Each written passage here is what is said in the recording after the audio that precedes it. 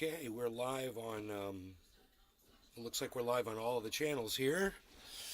Let's see, I need to, oh great, there goes a notification. That is fantastic.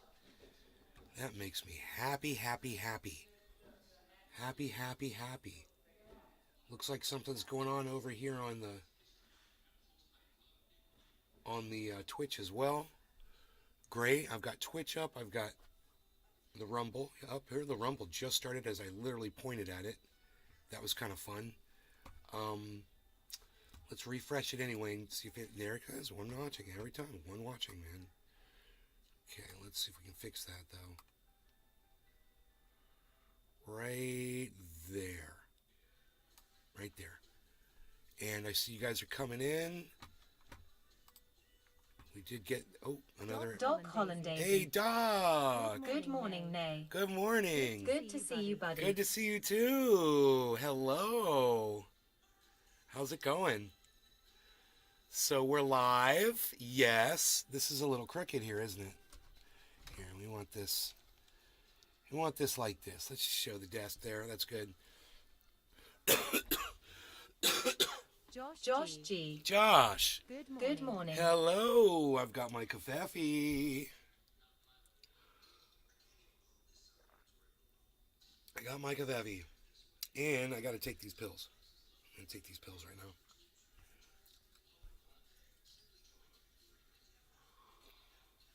Greg Griffiths. Hi, Nate. Hey, Greg. How's it going, buddy? Close enough.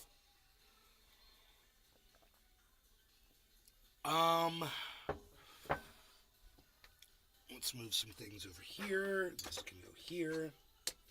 That can go there. And here. This can go here. Ooh, my girlfriend left her cute little pink lighter. She left her pink little lighter here. That's cute. Okay. What else is going on here? Nothing.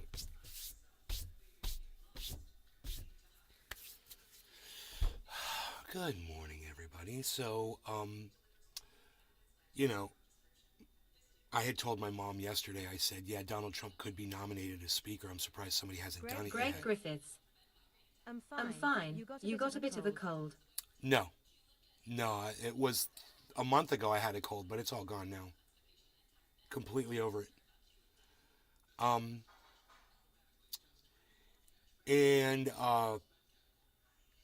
I was watching the news, and sure enough, Matt Gaetz nominated Donald Trump as Speaker of the Republican Party, Speaker of the House. And I said to my mom, there it is. And she was like, I didn't think it was possible. And I said, I told you it was. I don't know why you don't believe me. I said, but there you go. I mean, I don't tell you things and lie to you. I just don't understand why you don't believe me when I tell you, you know, Donald Trump could be nominated as Speaker of the House. He can't, he's never been a senator, she said. It's like, he doesn't have to be.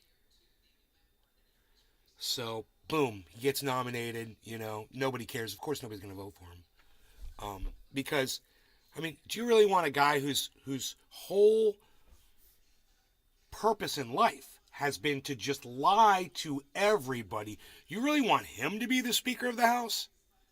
I mean, it's bad enough to have Nancy Pelosi lying to our faces as much as she did. I still think we were getting a few less grains of lies from her than we would get from someone like Trump. But you really want to put someone like Donald Trump in there? And like, that's going to make things better? My goodness. So, of course not. Of course not. That's why Matt Gaetz, human trafficker Matt Gaetz, is, you know, wants to nominate, you know, compulsive liar Donald Trump into that position. Brock all day. Good morning. What an abomination these leaders are. 2023 United States leadership is an abomination.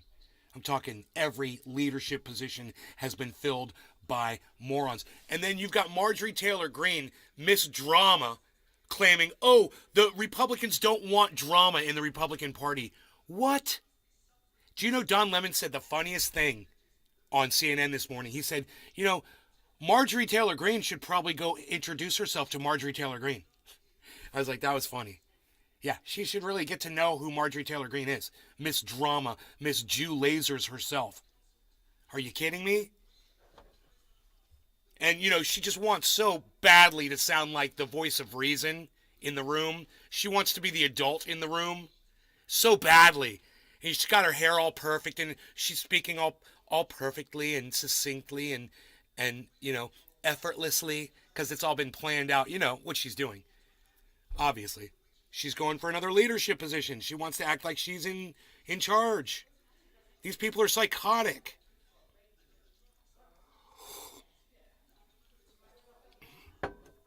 And you got the prince admitting that, oh yeah, I was racist until I married my African American wife. What?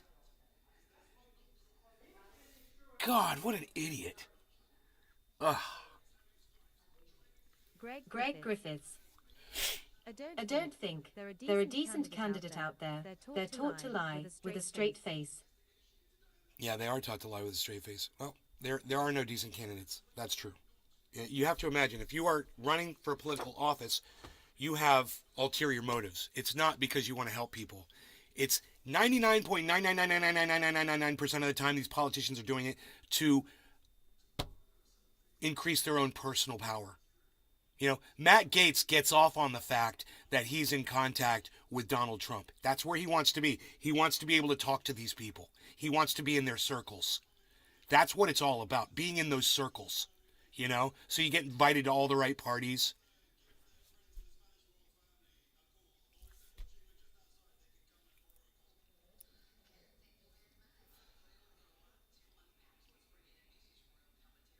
I was trolling somebody on Races this morning.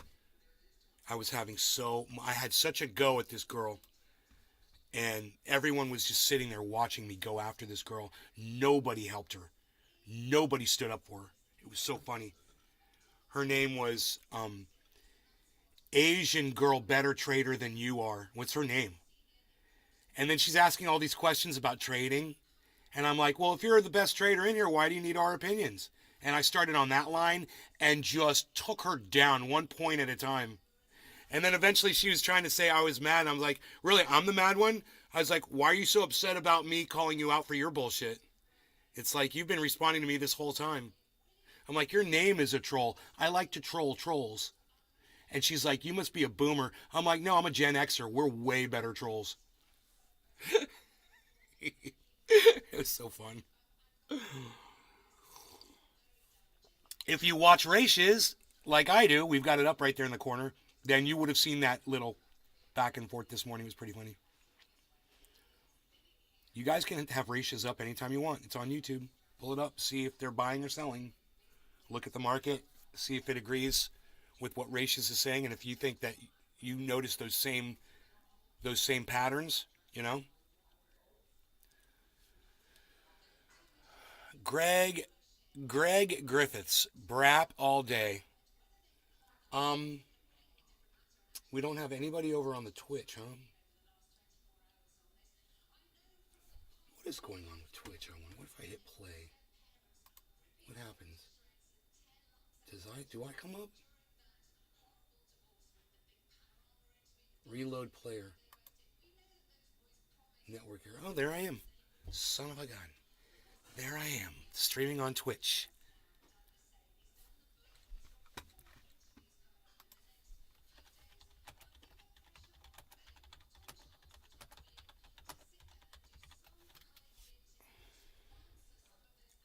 Joel Froggy. Hello. Joel, what's up, buddy?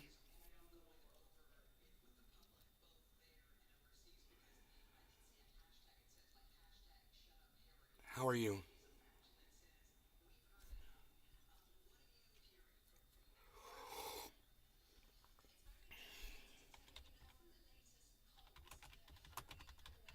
Joel Froggy.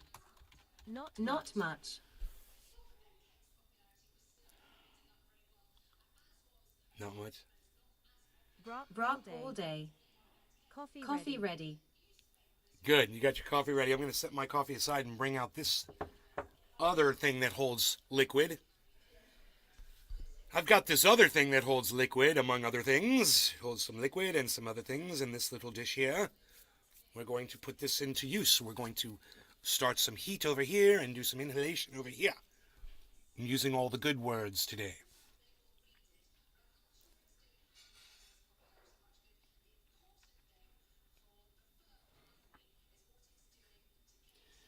Everyone's calling longs on Bitcoin right now. Are we going to get a buy flag?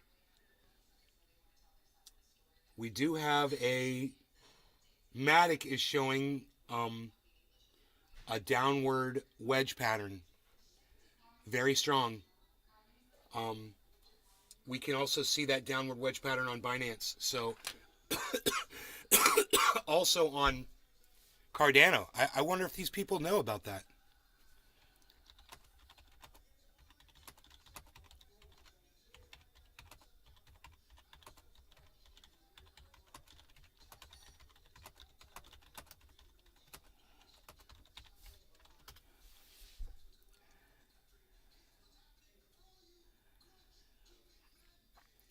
It's a good downward wedge. It's on Matic, and that's going to result in a shot upwards. So let's see who's going to lead us out. Who's going to lead us out?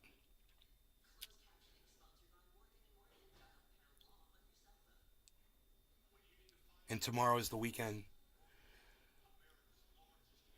What happens with trading on the weekends? I've never really taken note. Anyway, I'm going to smoke this. No law regarding cannabis. Cheers, everybody.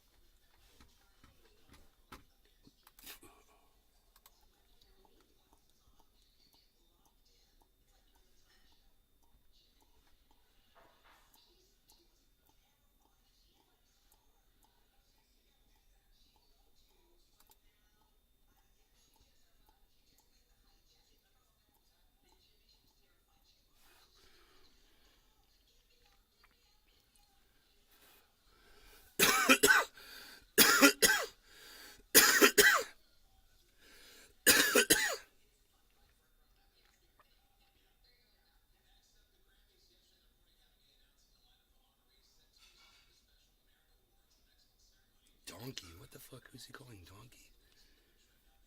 Buttercup? Resistor lady? Billy Turbo Jerko is going at it with some resistor lady.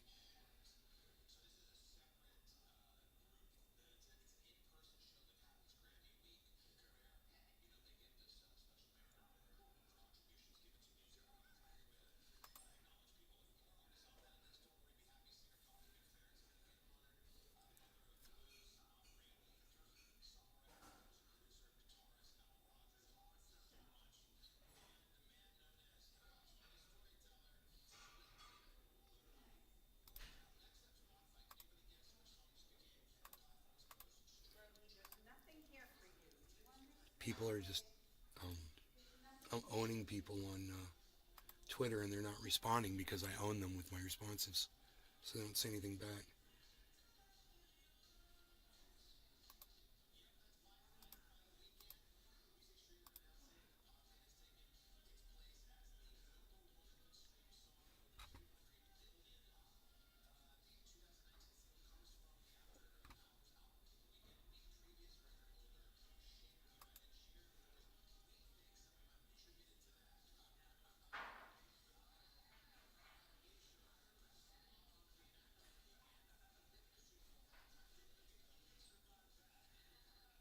Yeah.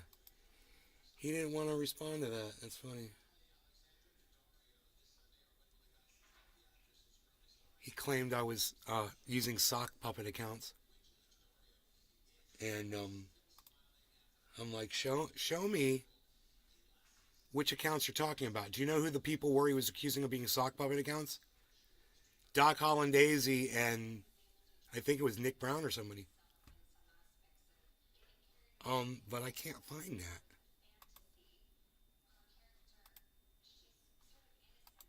for some reason.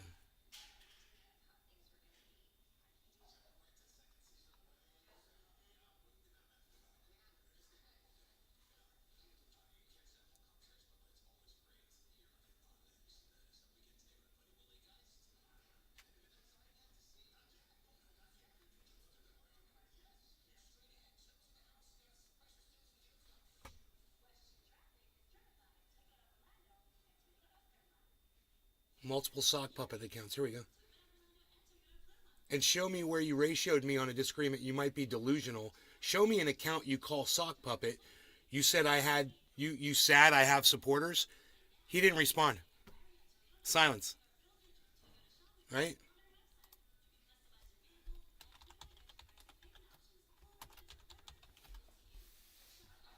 Silence. Not an apology. Sorry, bro. I thought they were sock puppet accounts. I realize those are actual people that watch your show. No apology.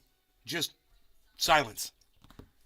All right, whatever. You were wrong. I'll accept your non-apology as your loss.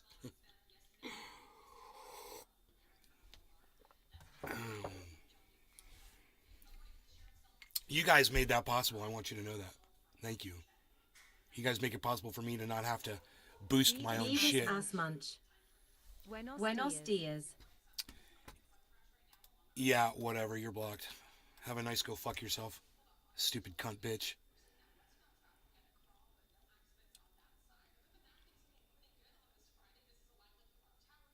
Anybody here to smoke?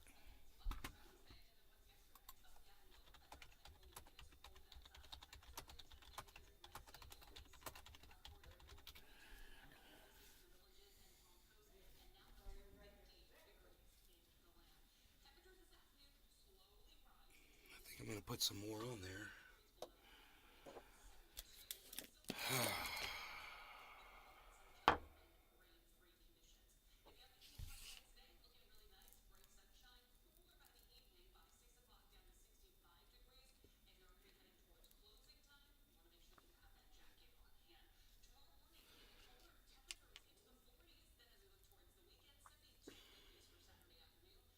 Ooh, a seed.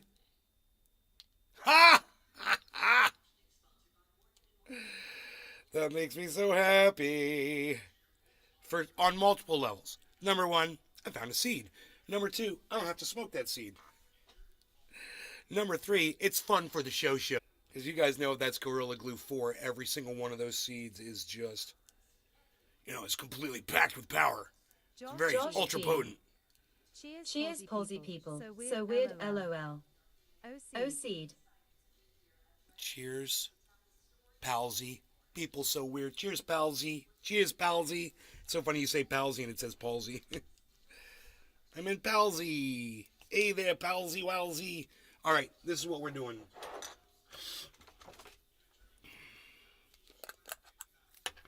Yet another. This is a huge seed. It's beautiful. Oh my god. So many seeds, bro. So many seeds.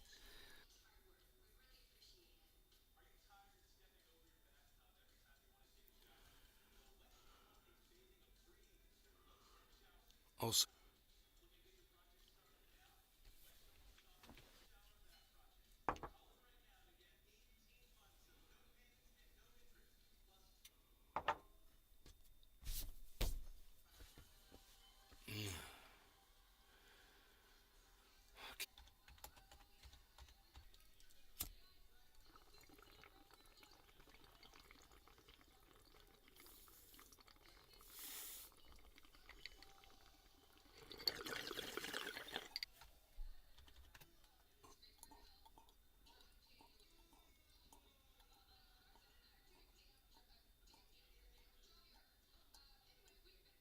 oh, here comes the spike. Here comes.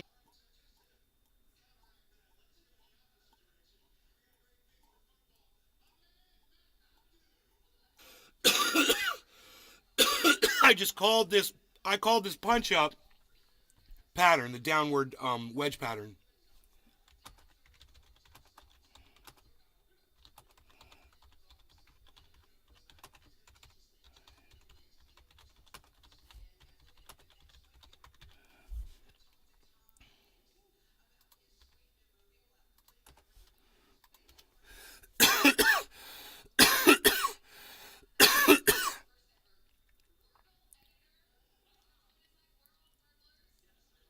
Look at this.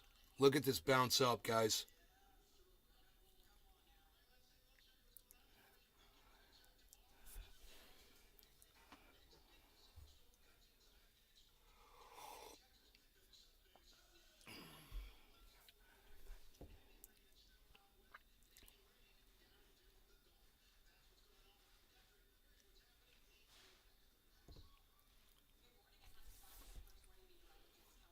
I go into races and I do these predictions now live at races so these people can see that I'm nailing it.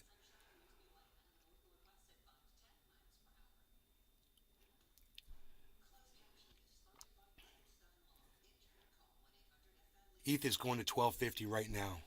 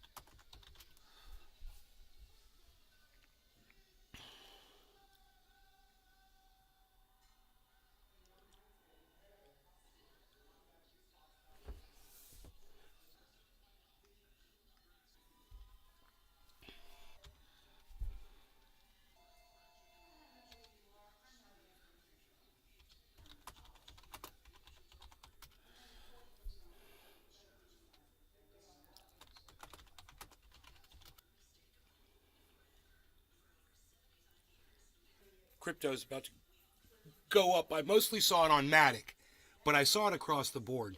And it's on this video. You guys can go back 20 minutes. You'll literally hear me say that. Is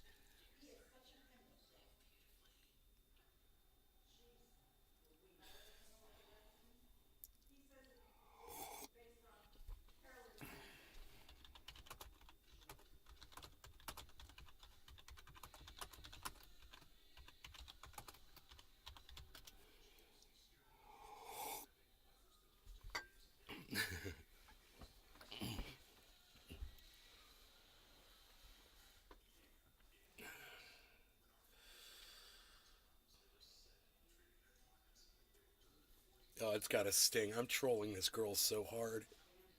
She's back in there in races.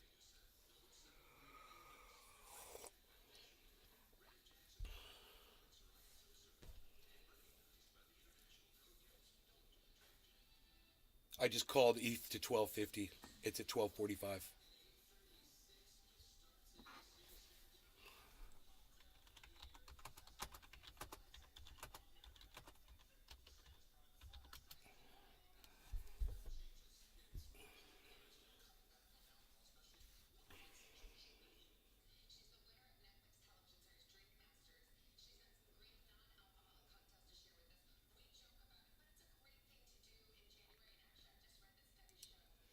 On a huge lower, on a huge drop, on a huge.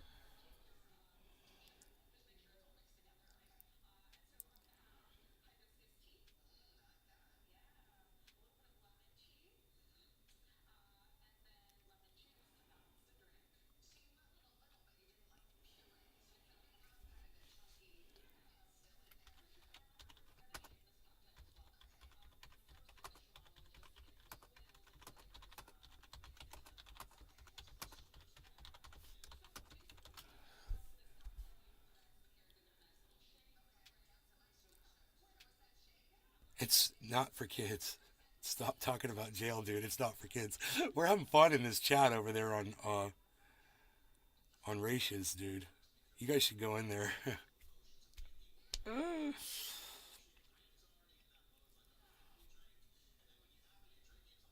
Look at this.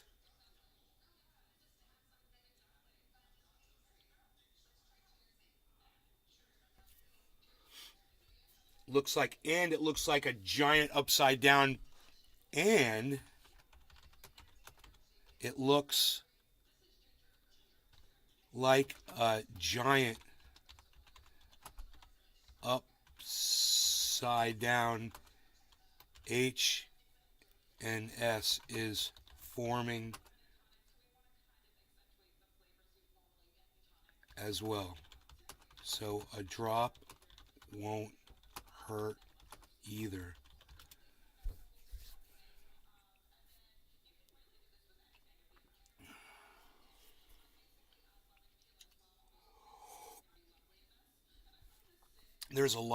There seems to be a lot of excitement and health in the market today, which is really good. I like to see what people are saying in ratios. There's 247 people in there watching that are interested in crypto, and there's only a few people that are talking.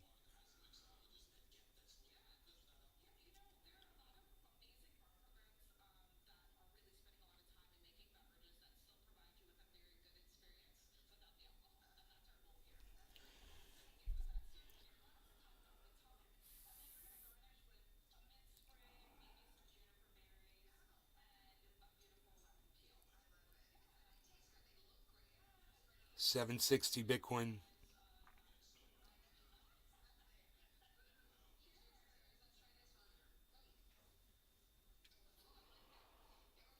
This is a hell of a breakout upwards. I imagine it's gonna be a moonshot. Brock all day. That just dropped my boy off at school. And the reason why is because it's such a long drop, such a big wedge. See, look at this huge wedge pattern. It's gigantic. So generally something like that will result in a big reaction.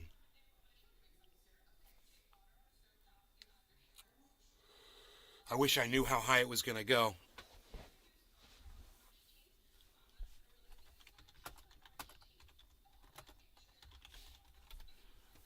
I wonder what the Bitcoin target is.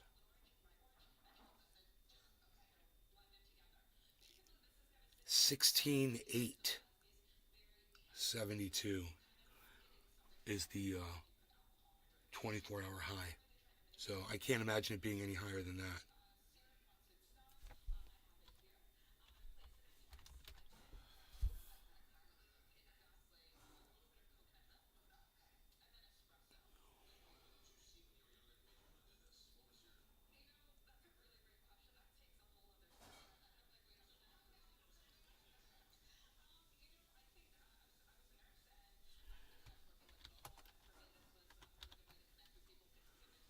God, there's a lot of people watching. You start typing in someone's name.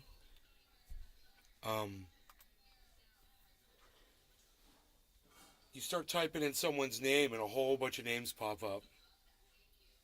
That's funny.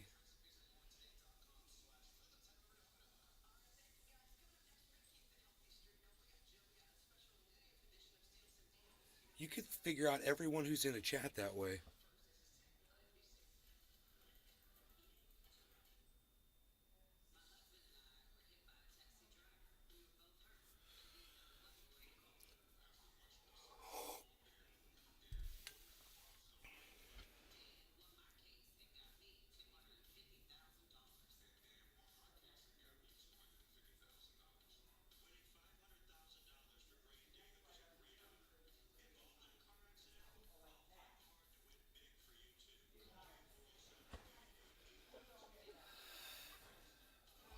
$13.02.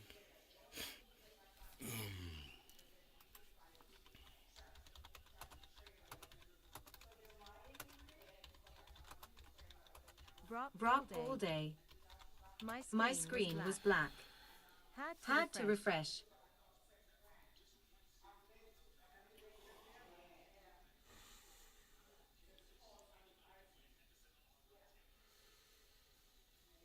Dude, 247. I said 250, right? I said ETH to 250.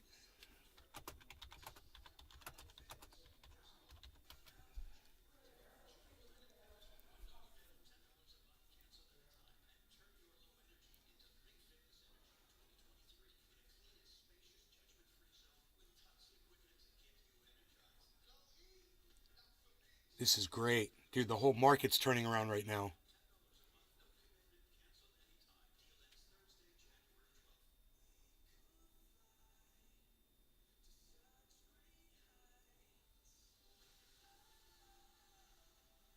I'm thinking Bitcoin will hit 16.8-ish. I don't know how much further than that it's going to go, but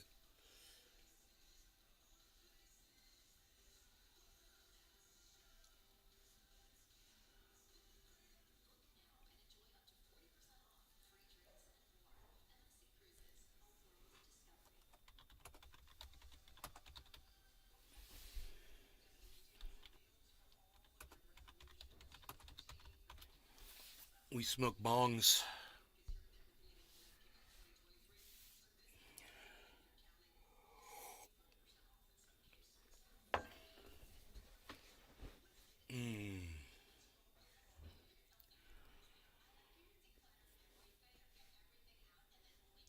Okay, okay. Here we go. Here we go. Here we go. ETH is going to hit that 1250, man.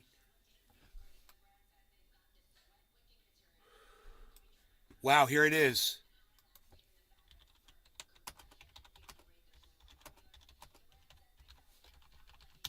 Who said ETH to 1250? Boom! 1250! There it is, man. ETH to 1250, man.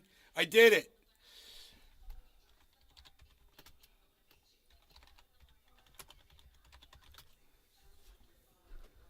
I told everyone ETH was going to 1250 and it did. Boom. That was my prediction. Bam. I say Bitcoin's going to hit 16.8. It's at 791. 792. 794. 799. Boom! 16.8. Oh my god. Boom! Right through it.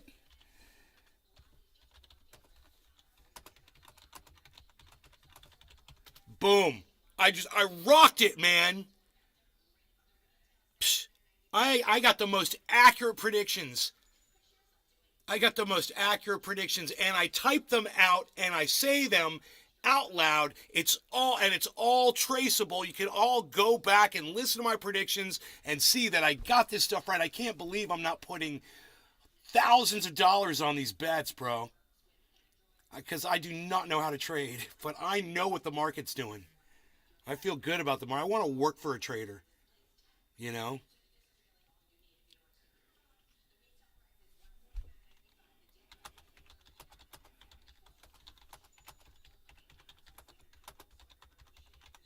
On commission. I am like the seer of all future things. I am the Nostradamus. Stephen running. Good morning. What's up, Steve? How's it going, buddy?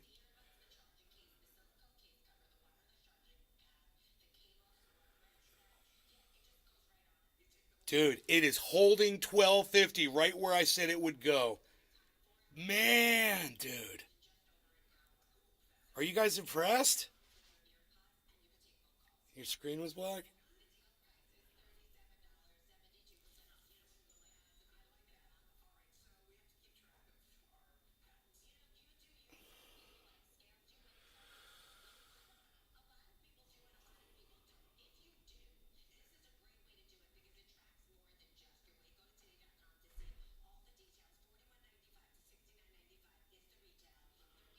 Wow, man, both of my predictions hit exactly 1250 and 16800. Exactly. It when I think I saw it go up to 801.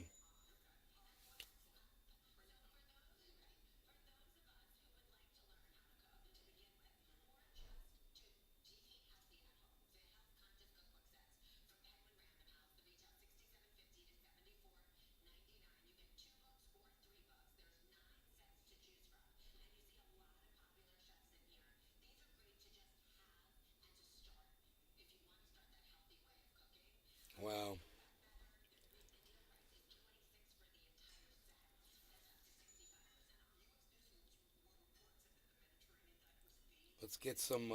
Let's get some goddamn volume up in here now. Get some volume trading and get above these numbers. This is where we gotta be to keep going. So that's cool.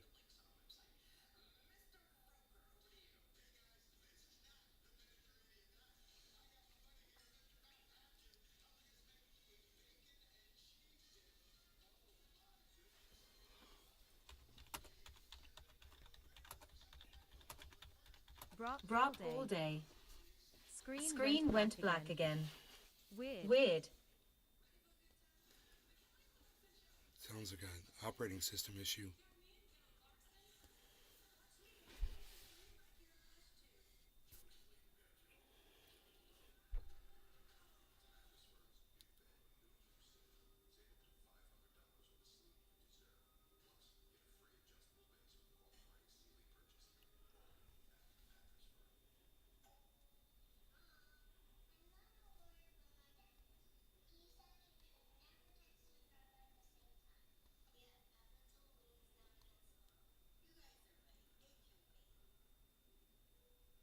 So that head and shoulders pattern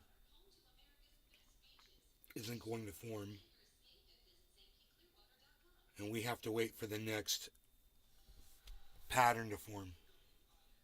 See what's going to happen. We need some kind of... We're outside the falling wedge pattern.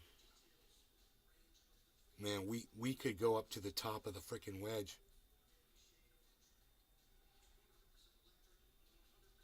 I mean, I wonder if that's the target. That would be 1257 Ethereum and 872 Bitcoin. Well, it wouldn't be 872. It looks like it's a little under like 870. So those would be my next target predictions. If we get volume, and I think we are right now. Yeah, there's plenty of volume. So my prediction is this. The next move is going to be the tops, which is 1257 Ethereum and Bitcoin to 16,870.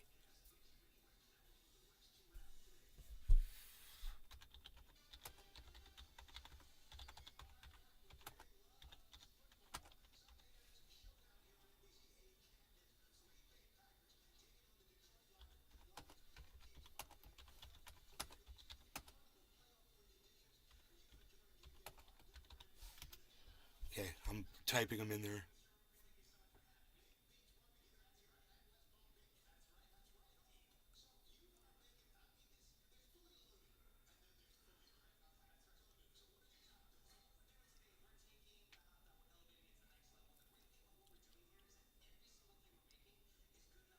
These guys are in here trading.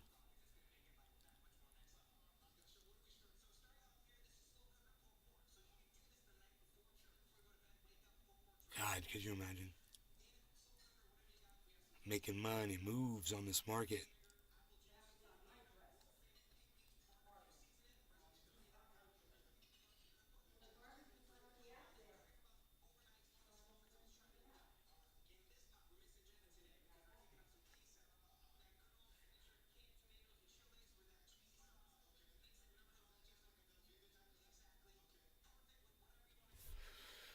Bro, if you got into this trading game and you learned how to do it, you could make so much money so fast. Here we go. Here we go. Here comes the volume.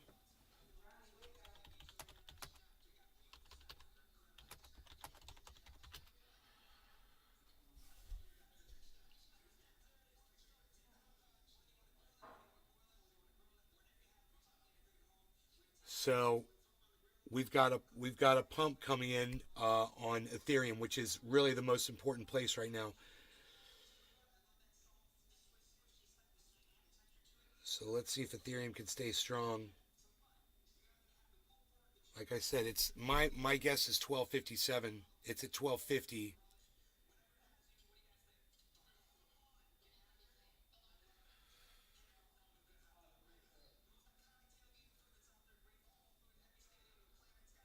Yeah, there is a bunch of volume still coming in.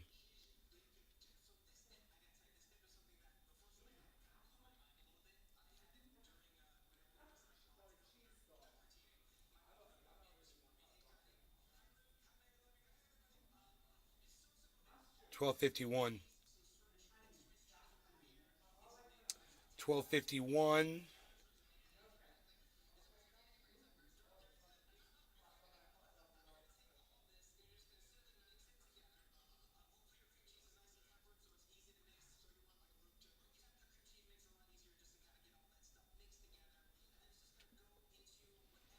It's got $6 to go from 1251 to get to my prediction. And I said Bitcoin to 872. It's at 770.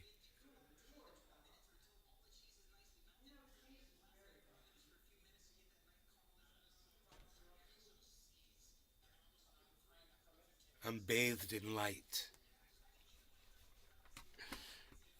Sunshine on my head and shoulders. If the reverse makes me happy. Where do I want to be? Here or here? Here or here? Here or here? I think we'll go with that one. See a little bit more of the backdrop that way. Just a little bit more. I make profit going long or short, noob. When will you learn that? Dollar Joints TV. These guys are all betting. I love it.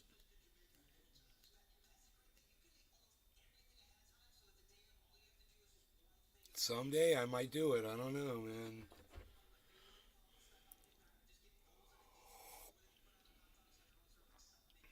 You're going to look at a goddamn pattern. You're just going to, that's perfect. It's textbooked. This is exactly what it's going to do. I'm going to put money on that. That's the one that's going to fail, you know? That's the one that's going to reverse on you for whatever stupid reason. It's not an exact science. That's the thing. It's like looking for water with a fucking piece of metal, two pieces of metal. You know, it's hit or miss. There might be water there. There might not be. It has nothing to do with the two pieces of metal in your hands.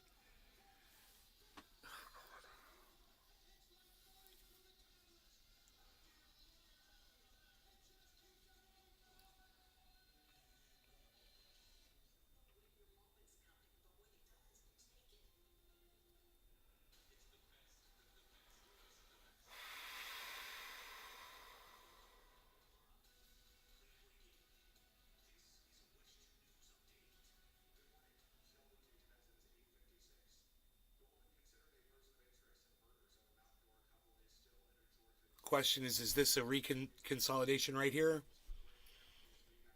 We got to see a high bottom on the minute candles, and we're not seeing that. So,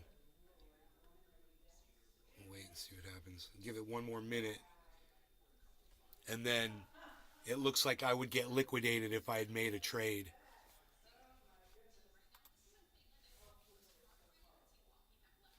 You know, if it drops a certain level, and I had tried to bet that it was going to go up, and it didn't, and it dropped a certain, I would get stop lost, right?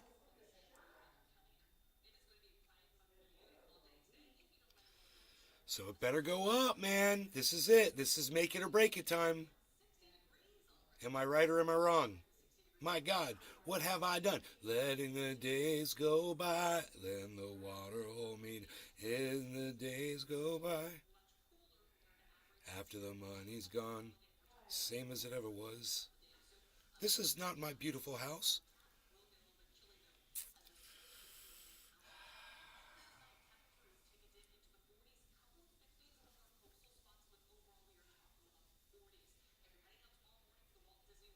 $250. $250. Is it climb time? Is it climb time? Let's see how high we can get our minds. No law regarding cannabis, everybody. Let's call this one 420 Newfoundland at 8 minutes late. Cheers.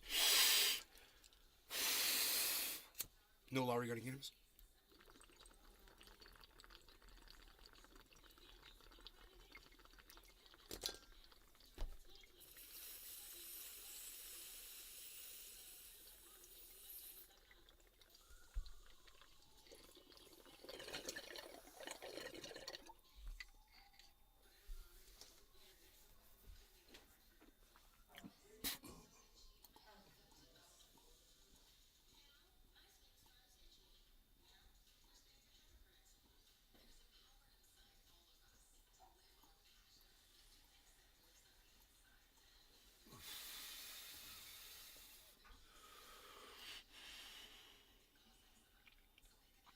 1250.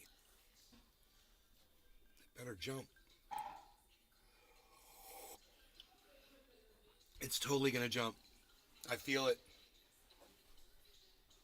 It's going to break out above this wedge pattern. So, I mean, it already has. It's way outside the wedge pattern.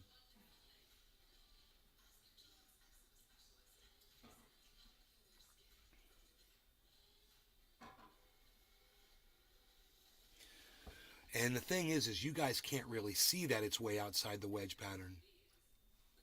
But I can. I got to make the screen bigger for you.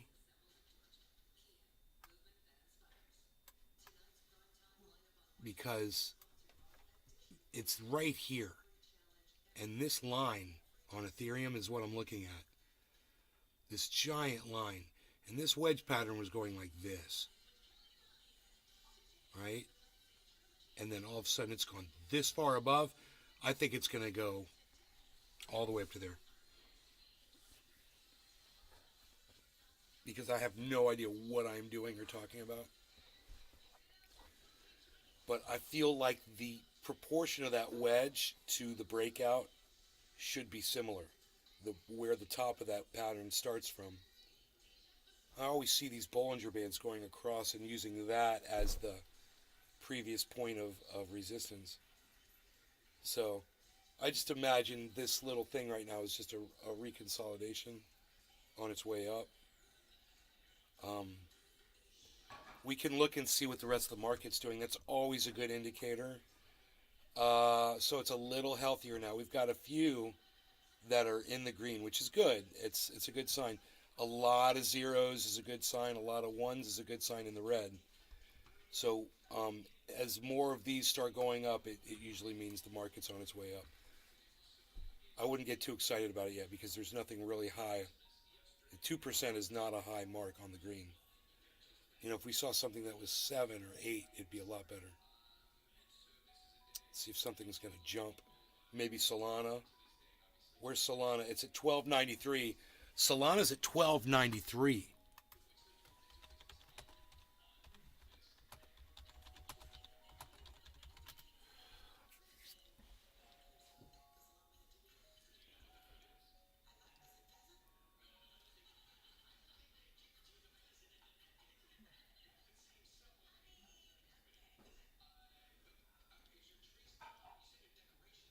ETH will hit 1200 for sure, someone just said.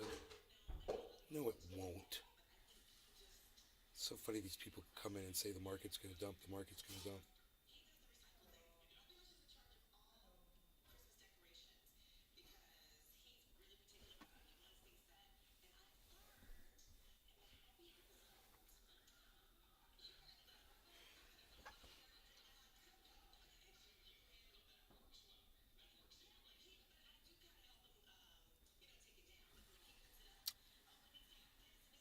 Big negative turnaround on everything.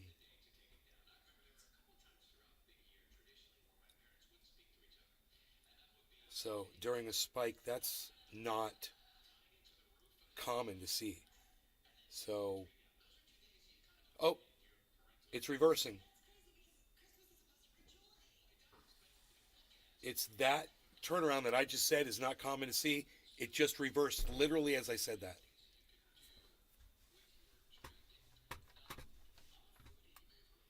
So there was this giant hook downwards here and here. And it's still here on Matic. That's not good to see on a climb upwards, but you know, could it have been a healthy reconsolidation? Yes.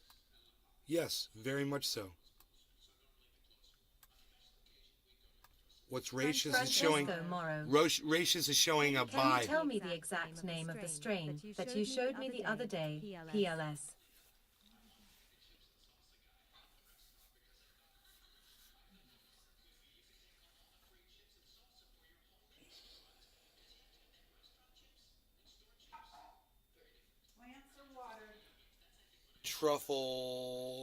Truffles. Mom, what about the ones by the front door? I'm going to do that right now. Okay. And you did the ones on the tables? Everything is done.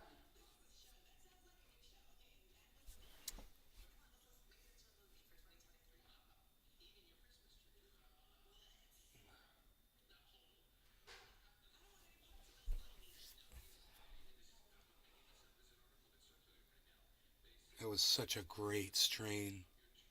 Truffles. Trufflez or Truffles. They're usually, it's like there might be two different ones, two different breeders. So you might want to check and make sure what you're getting. I don't know which one I had actually. That letter on the bag was hard to read. I don't know if it was a Z or an S.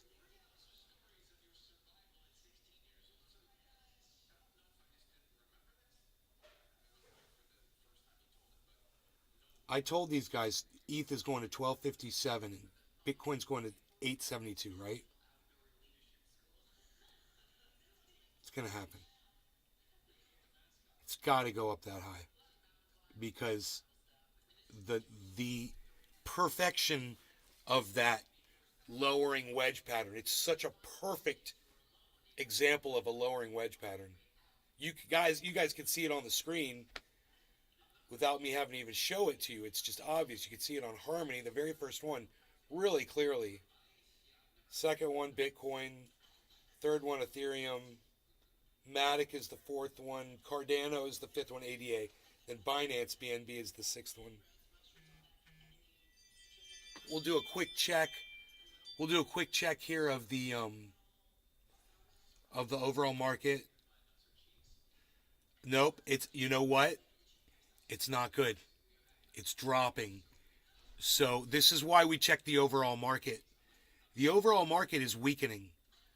So we had Cardano was 2%, and that was out in the lead.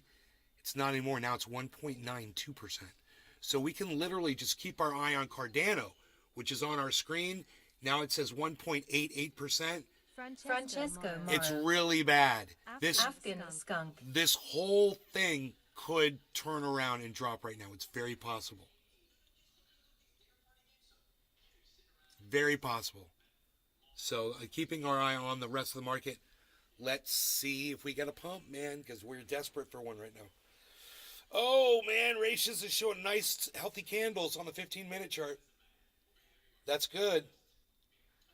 That's good. Let's see if Matic reverses, man. Matic needs that volume. Oh, Ethereum's got a ton of volume. It could switch and give us a yellow marker here. It could totally switch and give us a yellow marker on Ethereum. Just wait for that red, that big red thing to go green. If it does, then that marker above it will go yellow. And then we'll be okay, but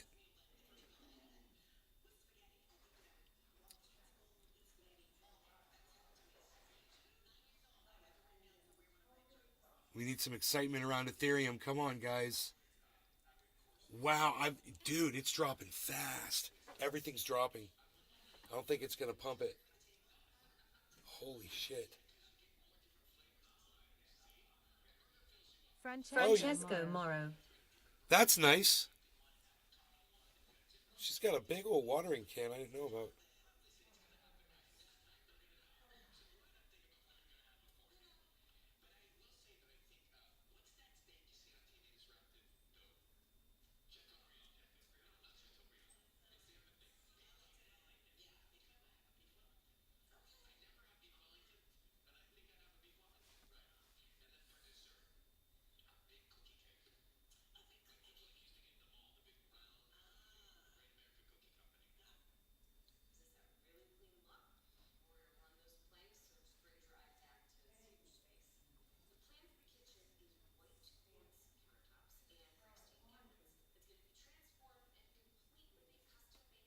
It's a nail biter.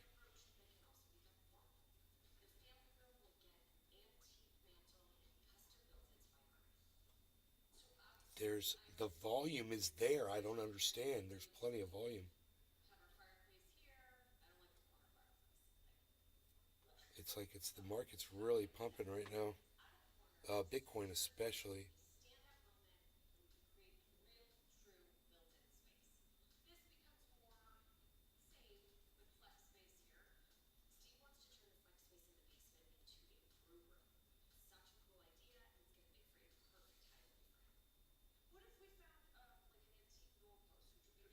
Dude, this should go way up. This should go past what I predicted.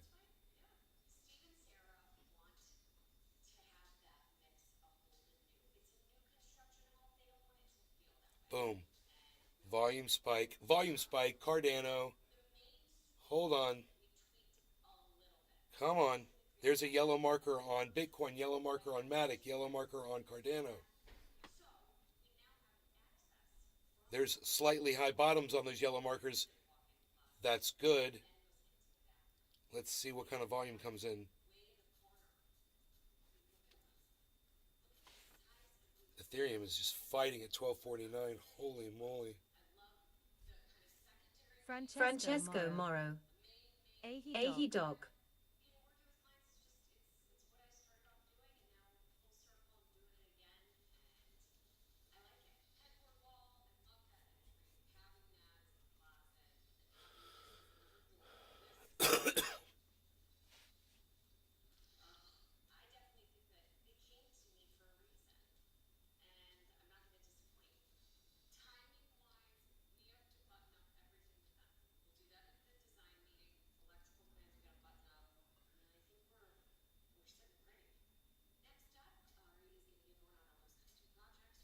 Francesco Moro.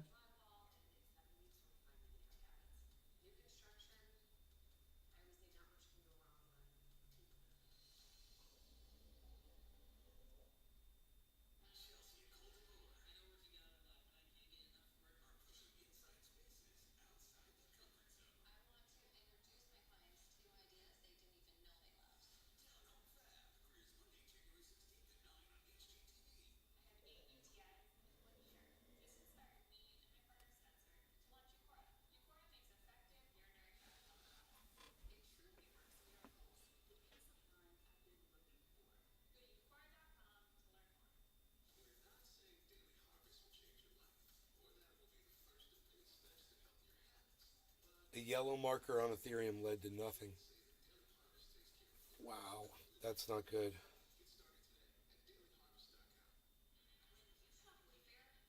Even though there's a lot of volume, man, I can't believe it. You can see it in the 24-hour. There's a ton of volume coming into the market right now. I really expect this to go up. I can't believe it's. But then again, we go through this every time. It always does this. It always does this for a few minutes when I think it's going to go up. It acts like it's going to go down for a while. I get like, whoa, what's up?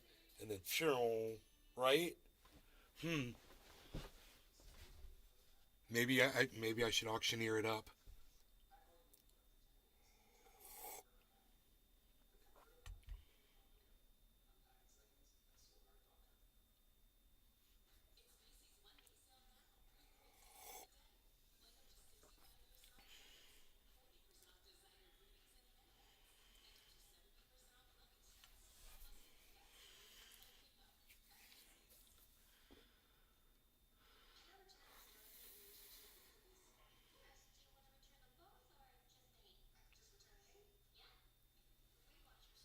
Did you guys make any money? I haven't made a lot of money, that's for sure. I've made $60. I think that's what it was. I made $60 on a long. I don't know what I made off the Harmony. Probably nothing. I probably bought it when it was more expensive than it is right now.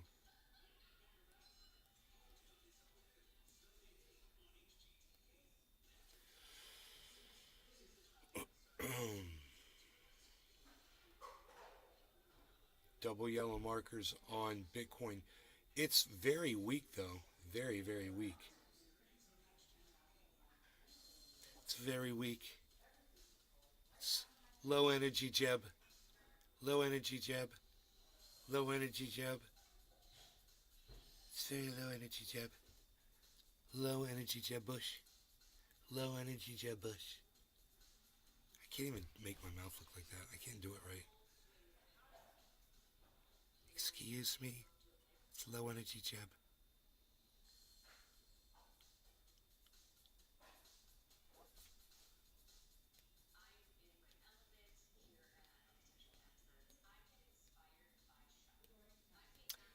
Giant spikes coming in on Binance. Giant spike coming in on Cardano.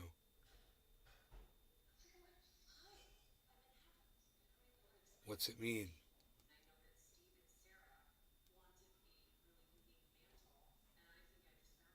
Cardano's way down, 1.16%, but it's going up.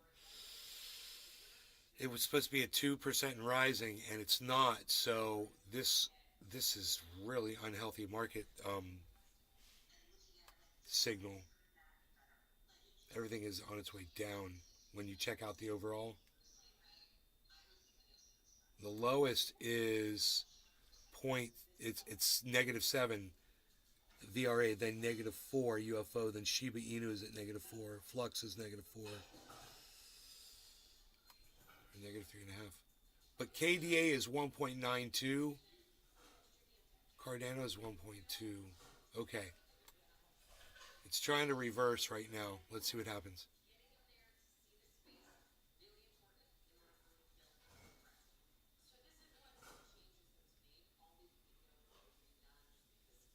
I have no idea.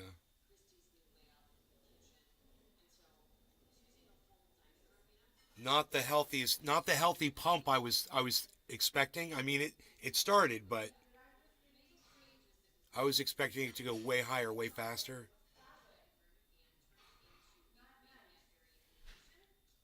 We might be forming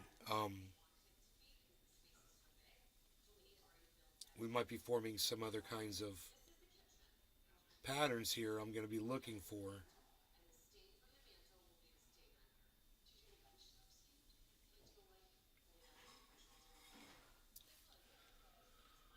Luckily, there's no head and shoulders pattern.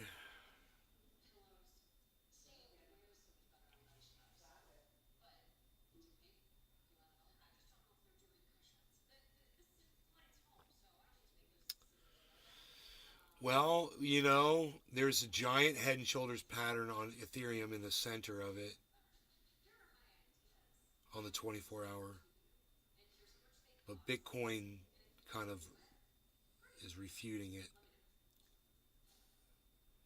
Not good.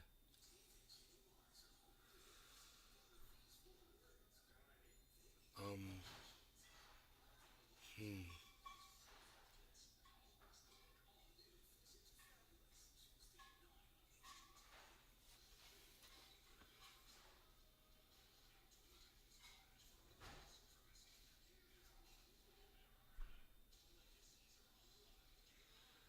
Actually, it already dropped from that head and shoulders pattern, I guess. I think.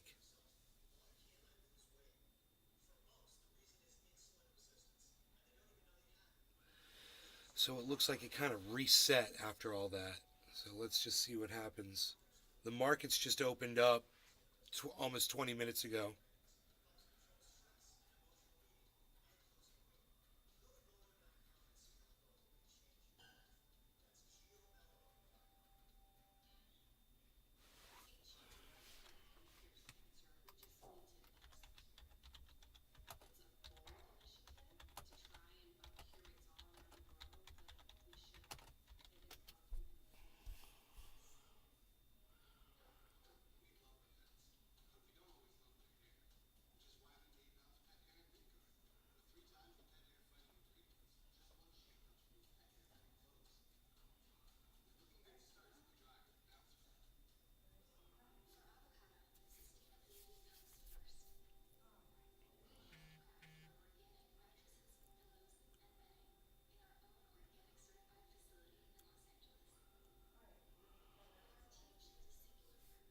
Giant spike on Binance.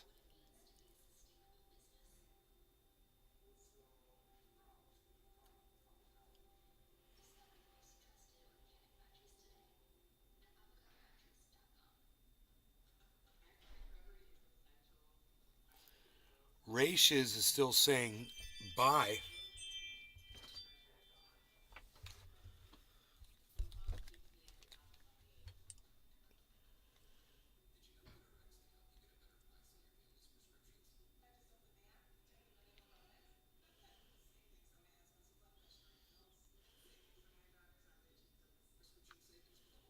Richard Rader.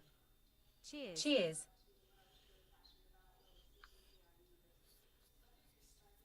Richard Rader, cheers. The UCC has been formally mandated from Judge Glenn to review clawbacks from retail customers. Retail clawbacks are not pursued by the UCC.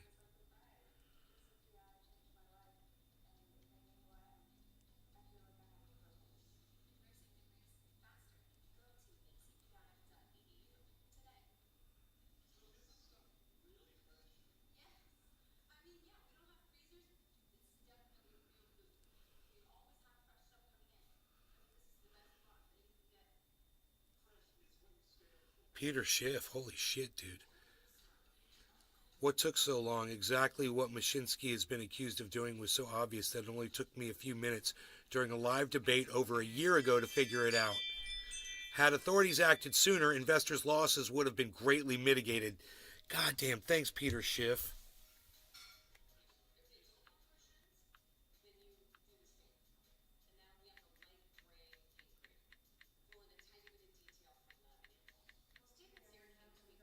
God damn it.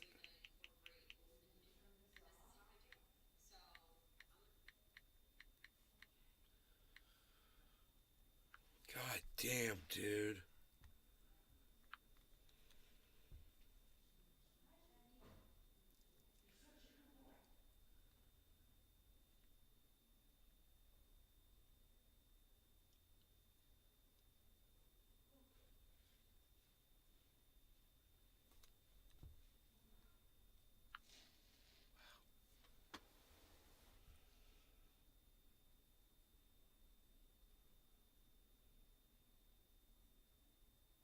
Peter Schiff is talking to everybody in the chat on Twitter.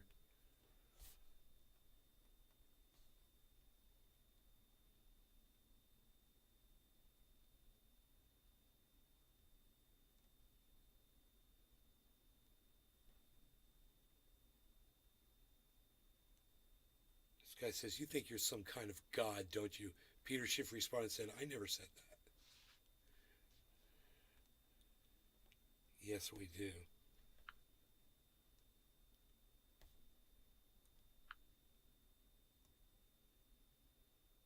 Exactly. Thank you, Peter Schiff.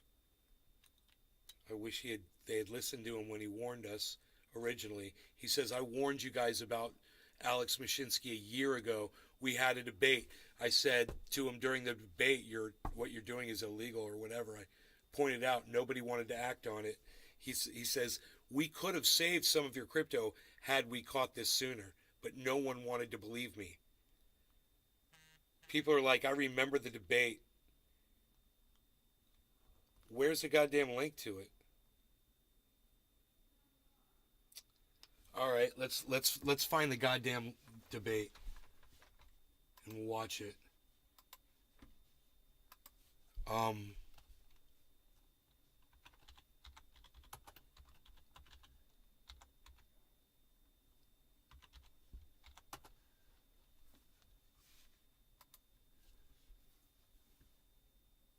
dude, 1 year ago, I found it.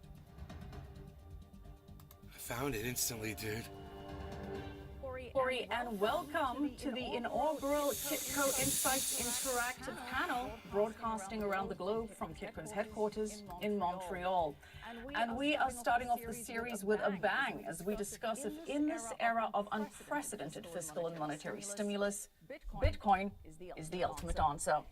Is Bitcoin the way to hedge against rising inflation and dollar debasement? Is it truly a superior store of value, or is its crash inevitable?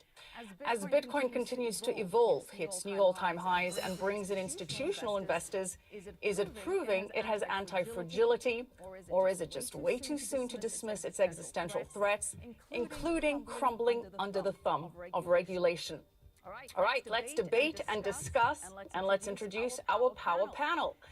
In the pro Bitcoin corner, we have technology innovator and entrepreneur Alex Mashinsky, the man that helped disrupt analog phone service by inventing voice over internet protocol, or VoIP. That's the tech that lets you make all those free calls on WhatsApp and Skype. Alex has gone from VoIP to MOIP, money over internet protocol, now leading the movement to unbank. And Alex has founded at least 8 startups with exits over $3 billion, is currently the CEO, chairman, and co-founder of Celsius, a leading crypto lending and interest-yielding blockchain-based platform with over $25 billion in crypto assets. All right, in the anti-Bitcoin camp, Peter Schiff, founder and chief market strategist of Euro-Pacific Asset Management, best-selling author and renowned gold investor. The man that's called Bitcoin a Ponzi scheme and a giant pump and dump is also the man that correctly predicted the 2008 financial crisis, warning at least 2 years in advance that the housing market was going to collapse and wreak financial havoc. Peter is also the chairman of Schiff Gold and host of The Peter Schiff Show. Gentlemen, thank you so much for joining us live on Kitco. Good to have you both. All right. All right, now to be clear, Peter, we know you love gold, and Alex, we know you're not against gold, so this is not necessarily a gold versus Bitcoin debate. Our focus is whether Bitcoin can be the answer to fiat debasement and a long-term store of value, or is it ultimately destined to crash, as Peter says, and be as worthless as fool's gold? Now, Peter, you're no stranger to these debates, but we have a slightly looser format in this panel. We're going to start off a little differently with potential common ground between the two of you and get your outlooks on the U.S. economy and the U.S. dollar. Then we're going to discuss if Bitcoin is the potential answer, and you'll each be given a chance to make an opening statement with a maximum of 4 minutes. And then as we go through the questions, let's try and keep our answers under 2 minutes or so, but feel free to go at it. Then in the second half of this panel, we're going to open up the conversation to our viewers and ask some of the questions that they've submitted earlier and ask the ones that will be coming in live. So viewers, send those questions in the live chat box. All right, does that sound good? Sure. Fine with me. All right. Sounds like a plan, yeah. All right, then, let's get started. Josh G. This is gonna All be right, fun. okay, as we mentioned, we're going to start off with where you may agree. So, Peter, give us your outlook on the U.S. dollar with what many are calling irresponsible or reckless fiscal and monetary policies. Where do you see the dollar headed? Well, I've had a bearish outlook on the dollar for quite some time, and the dollar has managed to stay afloat despite the fact that the underlying economic fundamentals for the dollar continue to deteriorate. In fact, our response to COVID only accelerated that process. We're printing way too much money. You can see the results in our exploding trade deficits, which are at all-time record highs, our budget deficits, which are at all-time record highs. The entire economy is a gigantic bubble. The reason that it hasn't collapsed yet is because the world still continues to have confidence in the dollar and confidence in the Fed's ability to rein in inflation. Inflation has now reared its head in a very conspicuous manner. Everybody is now talking about inflation, yet everybody expects either inflation to be transitory and just kind of go away on its own, or in the absence of that, they expect the Federal Reserve to do something about it. But I think when the world realizes that inflation is here to stay and that the Fed is going to do nothing about it except make it worse, the Fed really can't fight inflation. I mean, if it could, it would already be doing it. The reason it's not is because it can't. I mean, it could, but not without completely collapsing this house of cards economy that has been built atop the foundation that they've erected over the years, which is artificially low interest rates, excess consumption, debt borrowing, financial bubbles and speculation, including what's happening with Bitcoin. And so there's no politically viable way for the Fed to take away the punch bowl.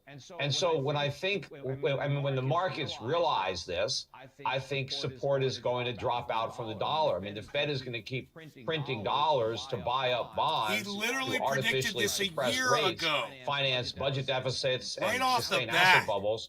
But they can only do that so long as foreigners are willing to hold dollars and invest them in U.S. financial assets, which I don't think they'll do.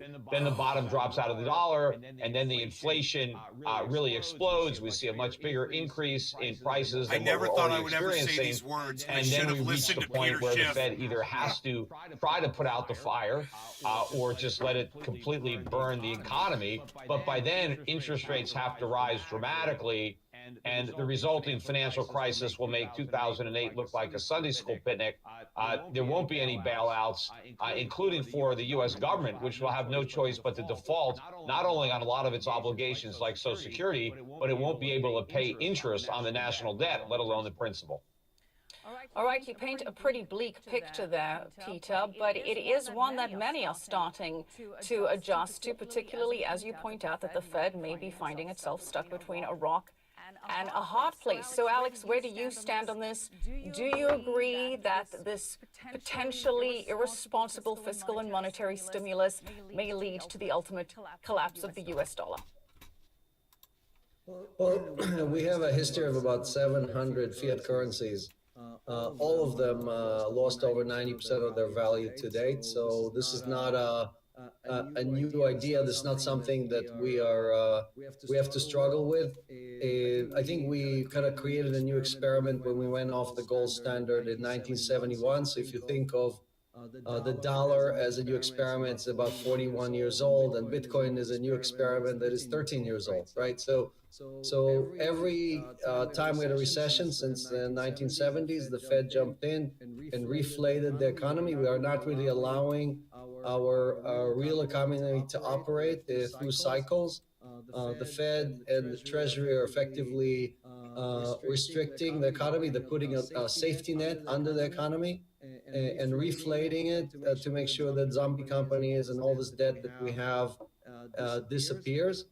And so because of that, we have a dollar that is continuously losing value. We have to print more and more dollars.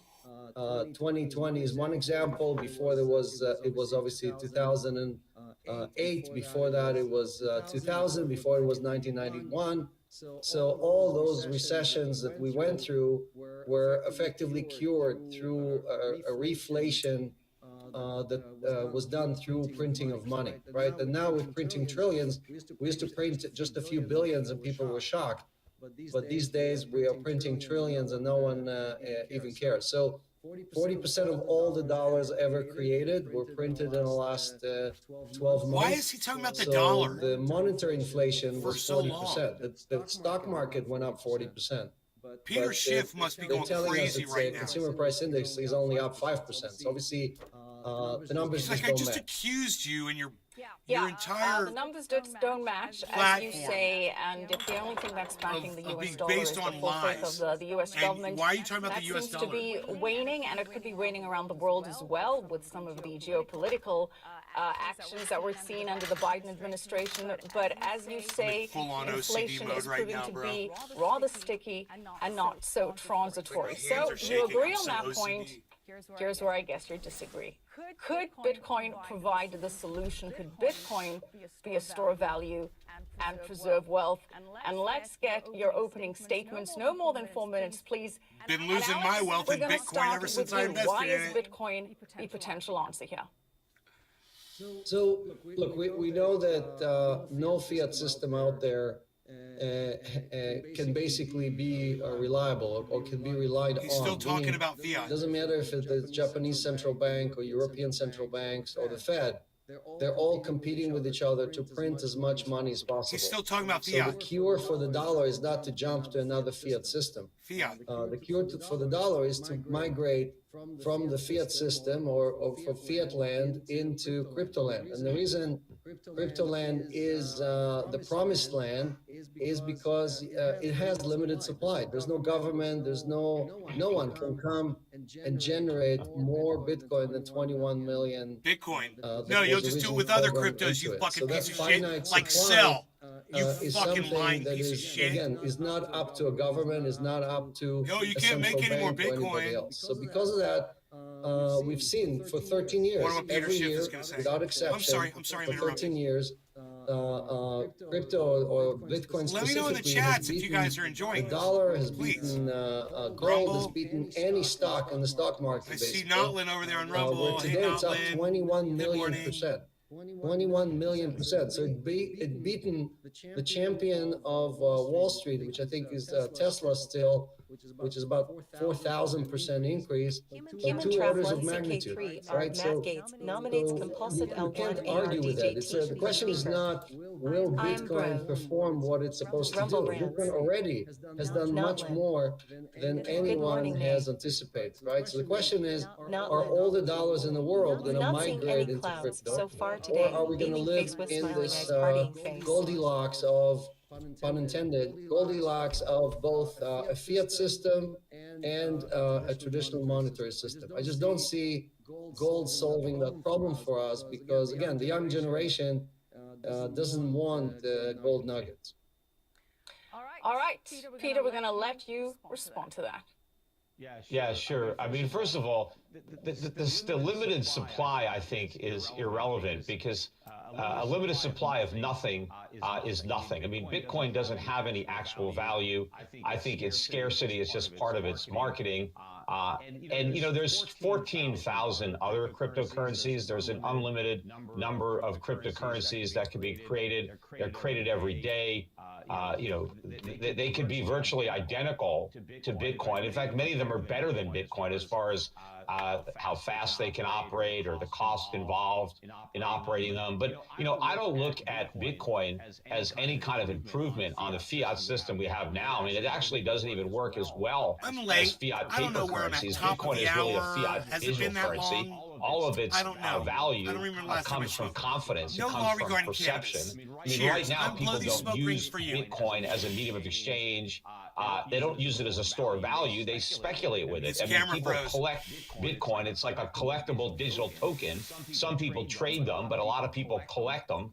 And the appeal of the collection is that you think collectors in the future are going to pay higher prices than you did. And yes, we've seen a spectacular rise in the price of Bitcoin as people have been hoarding them and buying them on the belief that they're going to get rich. And, you know, they believe they're going to get rich in the future because other people already bought them and now they are rich. And it's got all the dynamics of a pyramid scheme, a Ponzi scheme. You know, if you really want to move away from the fiat system to a non-fiat digital-based system, there's already a mechanism to do that. You know, originally, before we had fiat currency, you mentioned we went off the gold standard in 1971, which was 50 years ago, not 40. But before that, the dollar was backed by gold. And before Roosevelt in 1933, the dollar was redeemable in gold. In fact, the dollar was gold. The bills were just Federal Reserve notes that were promises to pay real money, US dollars, which were made of gold. So we were on a gold standard and we had paper money that we used because it was more efficient and convenient than carrying around gold. Well, we could do the same thing now. We could take blockchain technology and we can issue digital currency backed by real money, backed by gold. So we could take gold and put it in the digital age, and then gold would work much better digitally than Bitcoin because it actually would be a reliable store of value. It would be a unit of account. It could be a medium of exchange. I could send ownership of my gold instantly around the world for free. I could do everything with gold that you could do with Bitcoin, except faster and cheaper, but I would actually have a real reliable store of value because Bitcoin can never be a store of value because it has no value to store. When you have gold, you are storing the value of the metal. Right? Gold is a metal, it's a commodity, it's used in the world. Bitcoin is nothing, it's used for nothing, and so it has no value, so you can't store it. It has a price, and the price is a function of what people are willing to pay, but don't confuse price with value. Price is what you pay. I'm just going to pause here for 1 second to say Peter's getting a few things wrong with Bitcoin. He is totally getting it. You can store Bitcoin. And calling it a Ponzi scheme is wrong too, because it's more of a currency than a Ponzi scheme, you know. But as far as everything else he says, I'm totally in agreement with. Value is what you get. When you buy Bitcoin, you may pay a high price, but you get no value. All right. All right, So Peter, can we I- just want can I to, respond one to second, this? Alex. I will let you respond, but according to my feed here, I think we have Peter's shot stuck. On the good news is that we can still hear you, Peter. The good news is also you look great in your freeze frame. You're smiling and happy, but it does seem to be a bit of a connection interruption there. So we're going to try and fix Peter's shot. I'm assuming he can still hear you, Alex, while we're doing that. Peter, as we said, we could hear your entire argument, but unfortunately your picture froze there. But as I said, you were smiling and looking good, so it's not the end of the world. We're going to try and get our technical issues sorted out. But Alex, let me ask you this. To Peter's point, he says that Bitcoin has no value, that there's no utility. And one of the earliest issues has been whether Bitcoin has intrinsic value. Intrinsic value defined as the worth of an object or endeavor as derived in and of itself. So Alex, does Bitcoin have intrinsic value?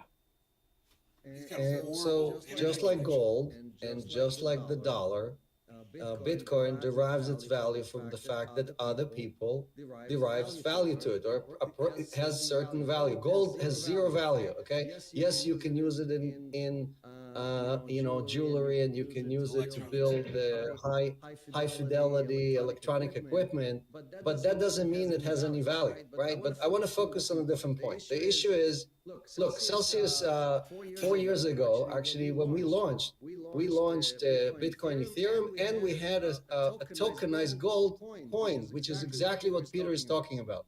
So we ran already the experiment that Peter is talking about.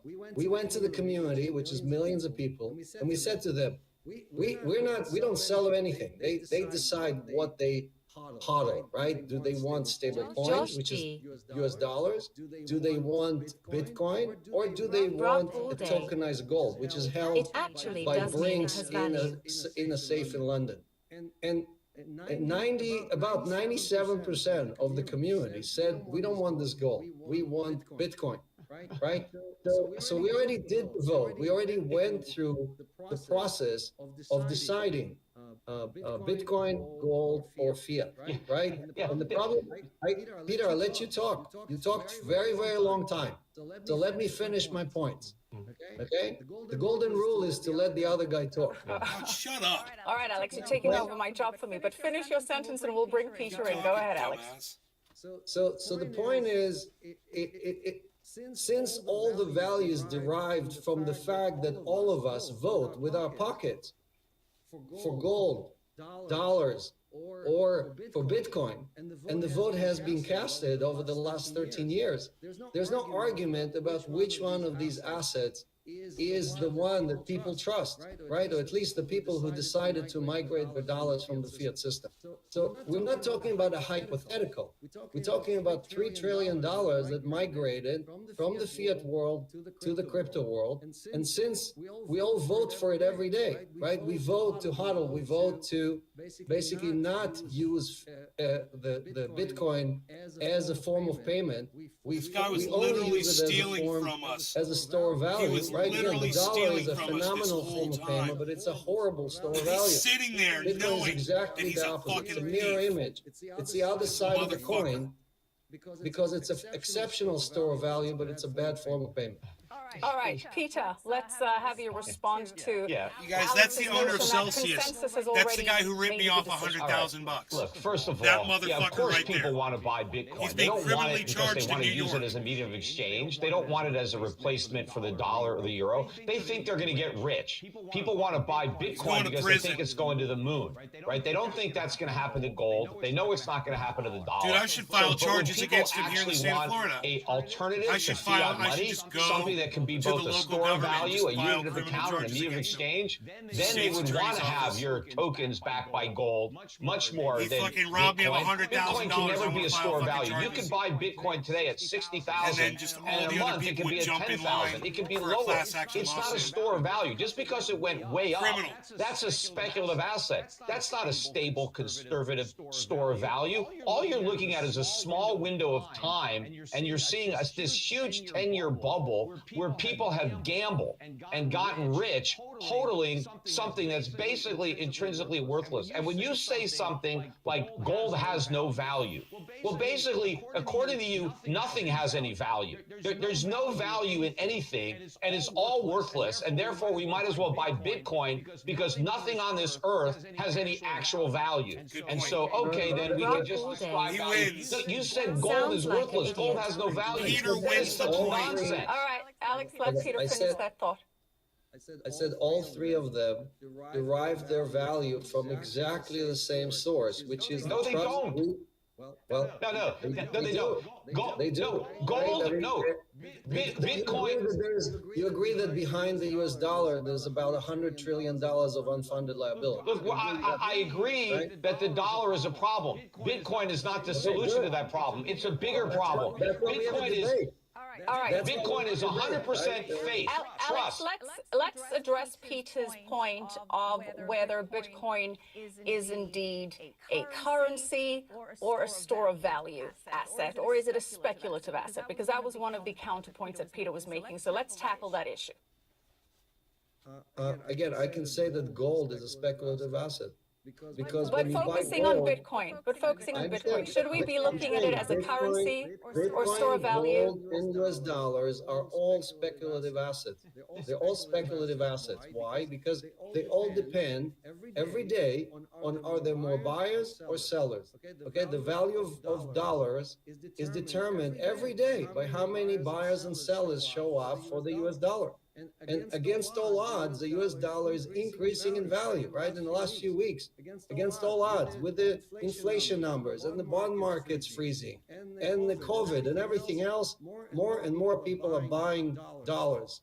So because when there's this uncertainty, people feel more safe with the US dollar than with other fiat currencies. And the same way that the US dollar goes up and down in value, gold goes up and down in value, the same way Bitcoin goes up and down in value. The rules are exactly the same. Claiming that one of them is somehow different than another. Yes, you are missing the fundamental difference here. I mean, when people demand dollars, it's because they need them to settle transactions. People are still using the dollar as a medium of exchange. First of all Americans need dollars to pay taxes. I mean, because taxes are required to be paid in dollars. So there's always going to be demand. But people are buying oil, OPEC prices oil in dollars. There are all sorts of global trades that are settled in dollars. There's an entire bond market, that is in dollars. So the world is using dollars. Now, I agree, eventually they'll stop because they shouldn't be using dollars, but they are. So there's demand. There is demand for gold. I mean, only about 2 trillion of gold's, 13 trillion market cap is investors holding gold. The rest of it is used in industry, or central banks hold it as their main reserve other than fiat. But most of it is used. I mean, it's used in jewelry, it's used in electronics. There are people who need gold, and they buy gold every day because they need it. Nobody needs Bitcoin for anything. Yes, you do. The only people, right, let me finish. The only people buying Bitcoin are people who think the price is going to go up. Earlier you said, does the institution buying Bitcoin prove that it's the new store of value? The only thing Bitcoin proves is that P.T. Barnum was right. There's a sucker born every minute, and those suckers are buying Bitcoin. This is without a doubt the biggest scam I've seen in my entire investment career. Of all the bubbles that I've witnessed, from the .com to housing, nothing can compare with the idiocy of Bitcoin and the complete the nonsense that I hear people say in support of Bitcoin, and the things that they say about gold to try to diminish its value, to try to create this false appeal for Bitcoin. I've never seen anything more ridiculous. Nothing that I heard people say during the .com bubble or the housing bubble can compare to the irrational comments that I hear every day from people about He is Bitcoin. right about the gold. All right, Alex, let's Gold talk is on the definitely utility worth aspect money. that Peter brings up. What There is is a demand, Bitcoin's so it's worth utility? money. Of course. It's So got it's value. Peter and Jamie Dimon against the rest of the world. That's what it looks like. Yeah. But Yeah. look, The whole world is not in on Bitcoin. Stop exaggerating. Well, Peter, we have seen the adoption rate increase at a drastic pace, something like 2,300% just from the last quarter of 2019, about 880% from June of last year to this year. So the adoption rate is increasing exactly 2,300% since the third quarter of 2019. So the trend is pointing to mass adoption. No, it's not pointing to mass adoption. Not even close. There are more people using it, but they're using it for speculation. They're not using it as a means of exchange. They're not. It's not a currency. They're not doing anything with it. Well, Peter, what would you say to the idea? I have 1.5 million customers, so I think I know a little bit better than you. Yeah, they're gambling on Bitcoin. That's what they're doing. Well, I met many of my customers. Whoa, he has 1.5 million customers? What's he talking about? There's only like 450,000 of us. Now there's 1.5 million. He's inflating. He's making up bullshit, dude. Customers, I can tell you most of them. Again, one Bitcoin is still one Bitcoin. The only thing that changed Yes, is it's still worthless. It's taking $60,000 to buy one instead of $6,000 to buy one. So most of my customers, right? Most of my customers are trying to detach themselves from the dollar fiat system, and this is what we started the conversation. Yes, and they think they're going to get, and they think they're going to get rich in Bitcoin. If they thought Bitcoin if they think Bitcoin has stopped going up, they're going to want to sell their Bitcoin and buy stuff. They're going to want to spend it. I want to change the focus to another point here for a second. Peter, you made the point that it's not really used as a system of currency. We are seeing more and more emerging markets start to use Bitcoin in Vietnam, in Kenya, in Nigeria. Individual peoples are using it daily to store and exchange value. And of course, we've had El Salvador make it a form of legal tender. But whether the increased use of Bitcoin as currency, Alex, we may see more regulation, because it seems that regulators are more threatened by Bitcoin as an alternative form of currency than they are as a store of value. So, Alex, we are starting to get a little bit of clarity on regulation, and that has seen some institutional investment trickle in, but it's still a giant question mark. So where do you see regulation and the potential of Bitcoin being outlawed completely? Do you think that it's safe to dismiss that as a threat, or is it still one of Bitcoin's ultimate existential threats, regulation and being outlawed? Alex?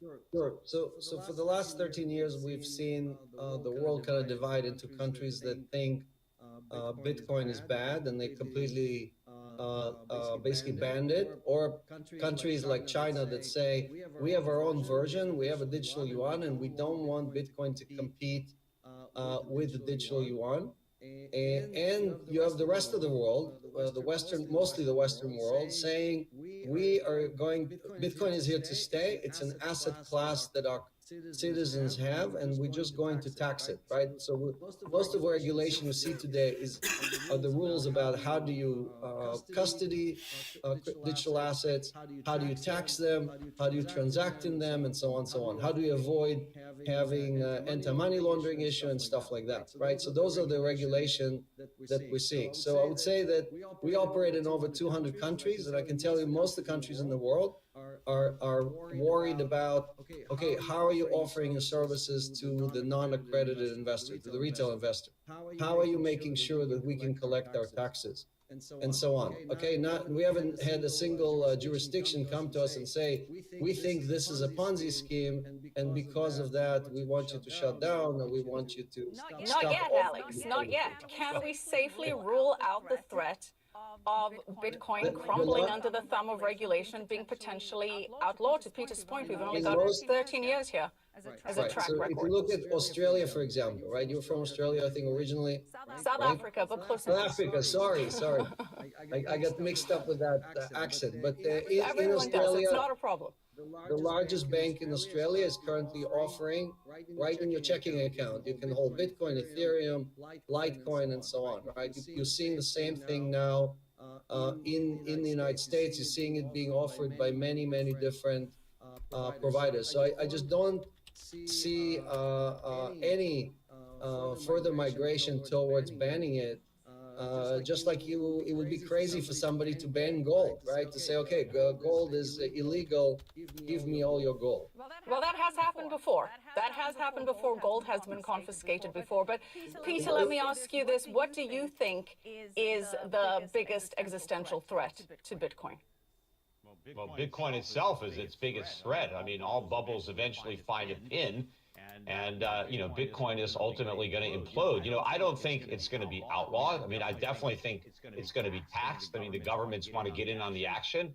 They never like to rain on a parade. They always close the barn doors well after the horses have left. So, sure, they don't see a problem with Bitcoin because everybody who's in it loves it, because everybody is making money on paper. So they don't want to upset that. They just want their share, their piece of the action. They want to tax it. They also want to make sure that Bitcoin isn't used to circumvent any of their anti-money laundering rules. So they are going to impose more regulation on Bitcoin, which is going to make it even less efficient to use it than it is today, which is why, I mean, even if it wasn't as volatile as it is, none of these countries in Africa that you're mentioning, they can't use Bitcoin to buy stuff. It's so expensive to actually use for a small transaction. It would be prohibitively costly. And all the additional regulations that are coming are going to, make it even harder to actually use it if anybody wanted to use it, which they don't. But I do think that the attitudes that politicians have to Bitcoin will change after the next real big crash, and you have huge losses, and now you have a lot of people who are upset. That's what happened after the dot-com bubble popped. We got all kinds of new regulations, or the housing bubble. The government always waits till after there's a crisis, then they kind of blame it on capitalism, and they say, you see, we need more government to protect the public from getting ripped off. And so I'm sure that's going to happen when Bitcoin implodes and a lot of people lose money and a lot of people borrowed money to buy Bitcoin. And, it's going to be horror story after horror story. The government's going to step in, with more unfortunate regulations that are probably going to impact more legitimate investments. But that's what always happens. The people lose money and then the government uses it as an excuse to usurp more power. So I'm sure that's going to happen when this bubble pops. Well, let me ask you this.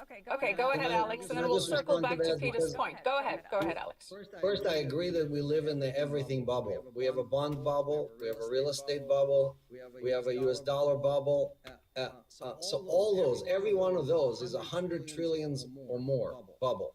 And here is Bitcoin, Bitcoin by itself is $1.5 trillion. So it's not even a miniature bubble. It's like, it's not, you can't even find it on the map. That's how small of a bubble it is compared to the real bubbles, which are, again, these things I mentioned. So the issue is that most people who understand financial systems, they understand that they need to migrate from the old gold standard to the new gold standard, and the new gold standard is Bitcoin. Because the old gold standard works great. What's wrong with the gold standard we have now? You can take digital technology and apply it to gold, and you own gold. It's easier to do that than Bitcoin. You're trying to take something that has no value. Peter, it has value. We offer today. You can open because I already explained that to you. You can People earn 5% yield on tokenized gold. We're getting stuck on the same People want point to gamble right now. You don't see the difference. People want to gamble on Bitcoin. They're not going to want it in the future once it crashes. People are not looking for an alternative to the dollar yet. They don't realize they need one. People still have confidence in the Fed. They have confidence in the dollar. But when people lose confidence in the monetary system, they can go back to the gold standard using digital currency, using the blockchain, but they're not going to go from one, bubble into another. Bitcoin is the ultimate confidence game. It has no value. Peter, it's all just a mass delusion. Peter, let me ask you this. You're so convinced that Bitcoin is going to inevitably land up at zero. You said in one of your tweets you can see it going up to $100,000, even more, but that ultimately it's going to crash. So what do you think triggers this crash to zero, especially as we point out that more and more people are adopting Bitcoin? What is going to make all of these people change their mind and dump it and lead it to completely crumbling to zero? What's going to happen?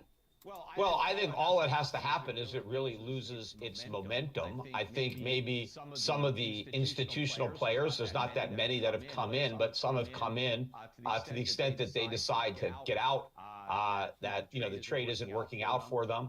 I mean, look, Bitcoin got up to 60,000 back, I think it was in April of this year. And basically that's where it is right now. I mean, it hasn't really made any additional It made a new ground. all-time high.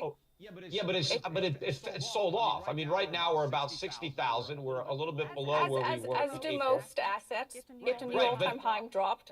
Balances potentially hit yes. another one. Are you moderating this, or are you just here to tout Bitcoin too? Is that your main goal? I'm here to play both sides. Matt Gaetz I'm making a should point be in here. You don't prison. need to The only argue with reason me. he My isn't point is highlighting people the to keep price him facts, free. Peter. Yeah, Go ahead and make I your know point. that.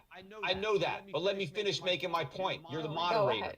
I know, and I will continue to do so. But Yes, finish I your know, point. but I can make my own case, no problem. I don't need help. You're clearly biased, and I get that. You're part of the shills out there that are trying to get people to buy Bitcoin. You probably have a bunch of Bitcoin advertisers.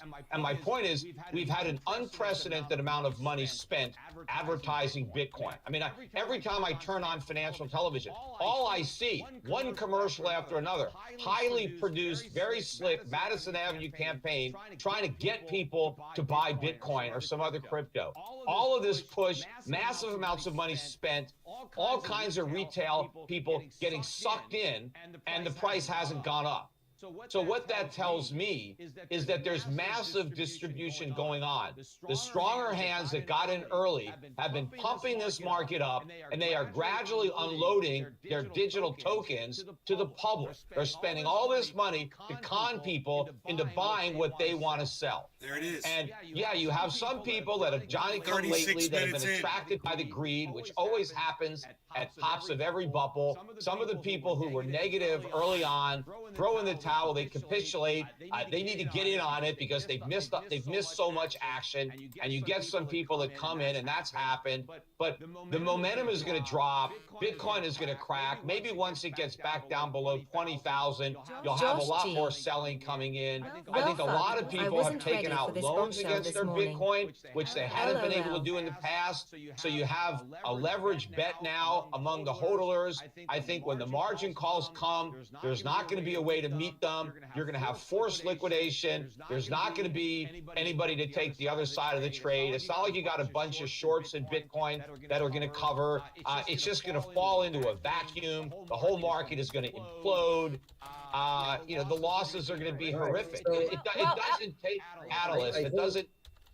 Alex, let's touch on Peter's point of leverage, because that has been a new development with Bitcoin, and there are a lot of people there that have taken out a lot of leverage against their Bitcoin trades. And as we know, when that happens, that it can cause a collapse very, Do you guys want to hear that again? What triggers a Bitcoin crash? 36 minutes in. Here, check this out. Got in early, have been pumping this market up, and they are. It was actually before 36 minutes. Here, let's go. Let me just make sure it starts at 34 minutes. But it's sold off. I mean, right now we're about 60,000. We're a little bit below where we were. As do most assets, yet a new all-time high dropped. Balances potentially hit another one. Are you moderating this, or are you just here to tout Bitcoin too? Is that your main goal of Bitcoin? I'm here to play both sides. I'm making a point here. You don't need to argue with me.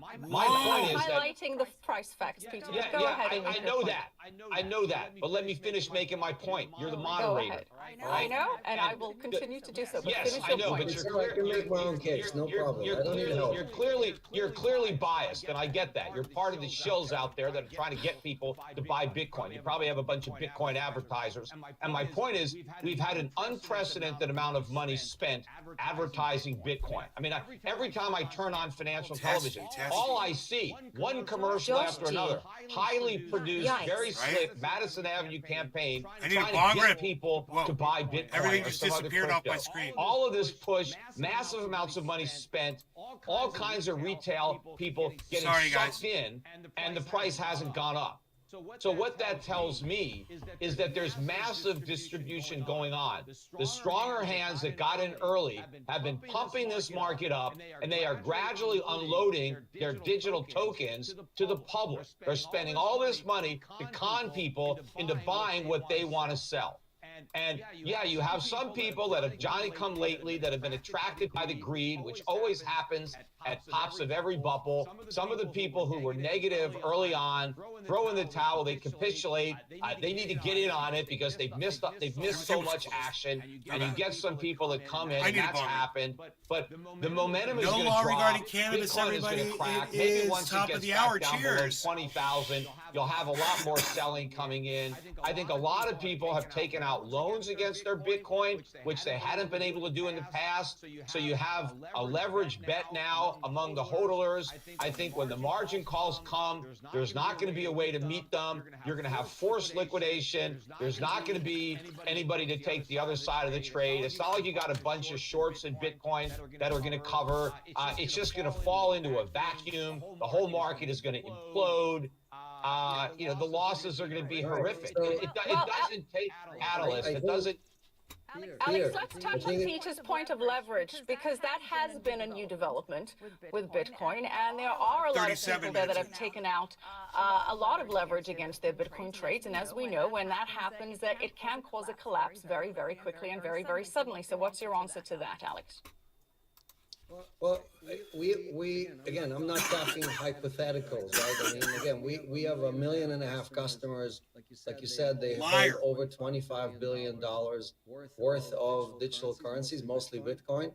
And when I give you facts, these are facts from the community. It's not some hyperbole from what this person thinks or that person thinks. So we don't see much leverage in the system. And the recent drop rate, by the way, from 69 to 60 was all liquidations on people who were on margin, meaning there's almost no margin left at that 55 to 60,000 level, right? So what's happening with Bitcoin every year or two is that a new base is being established, right? The base used to be 15,000, then it became 29,000. Now it's probably 45 to 50,000, and you're just not going to see Bitcoin go below that for a variety of reasons. And look, this is so you're a fucking liar, Alex. And right now, Peter Schiff's about to call you out on your bullshit. You're a fucking douchebag liar. Below those price levels. So Peter, look, it's not too late to buy Bitcoin. It's time for a shift. Peter, it's time for a shift.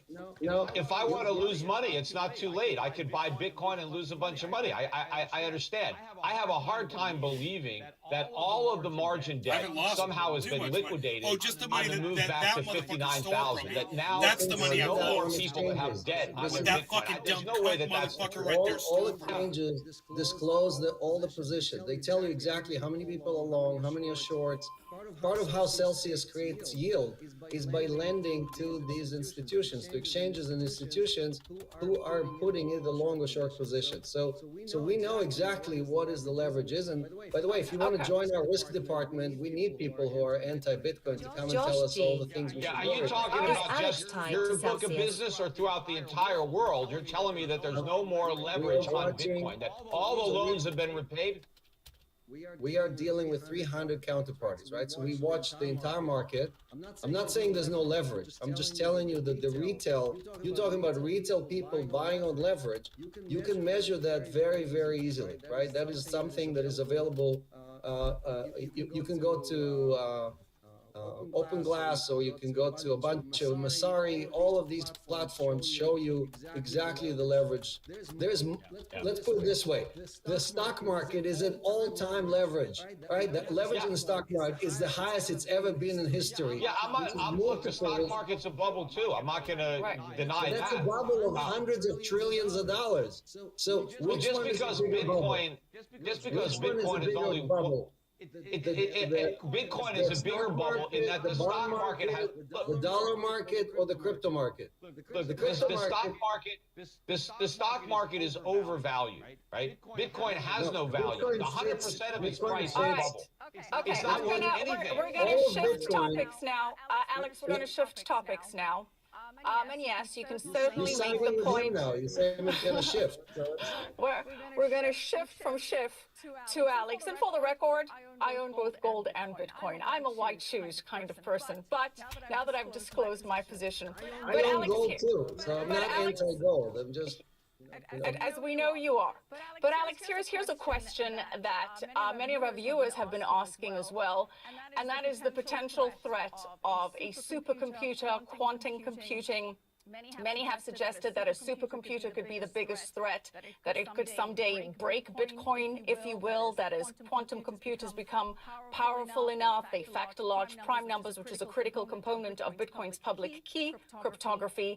They would, in fact, be able to crack the public key cryptography, allowing users to hack both public and private key addresses. So, Alex, without necessarily getting too technical, but feel free to, how concerned are you about this potential threat of a supercomputer cracking the entire system? so first, I think we're not there yet. We're probably 10 years away from. It's not very reassuring there yet, but go ahead.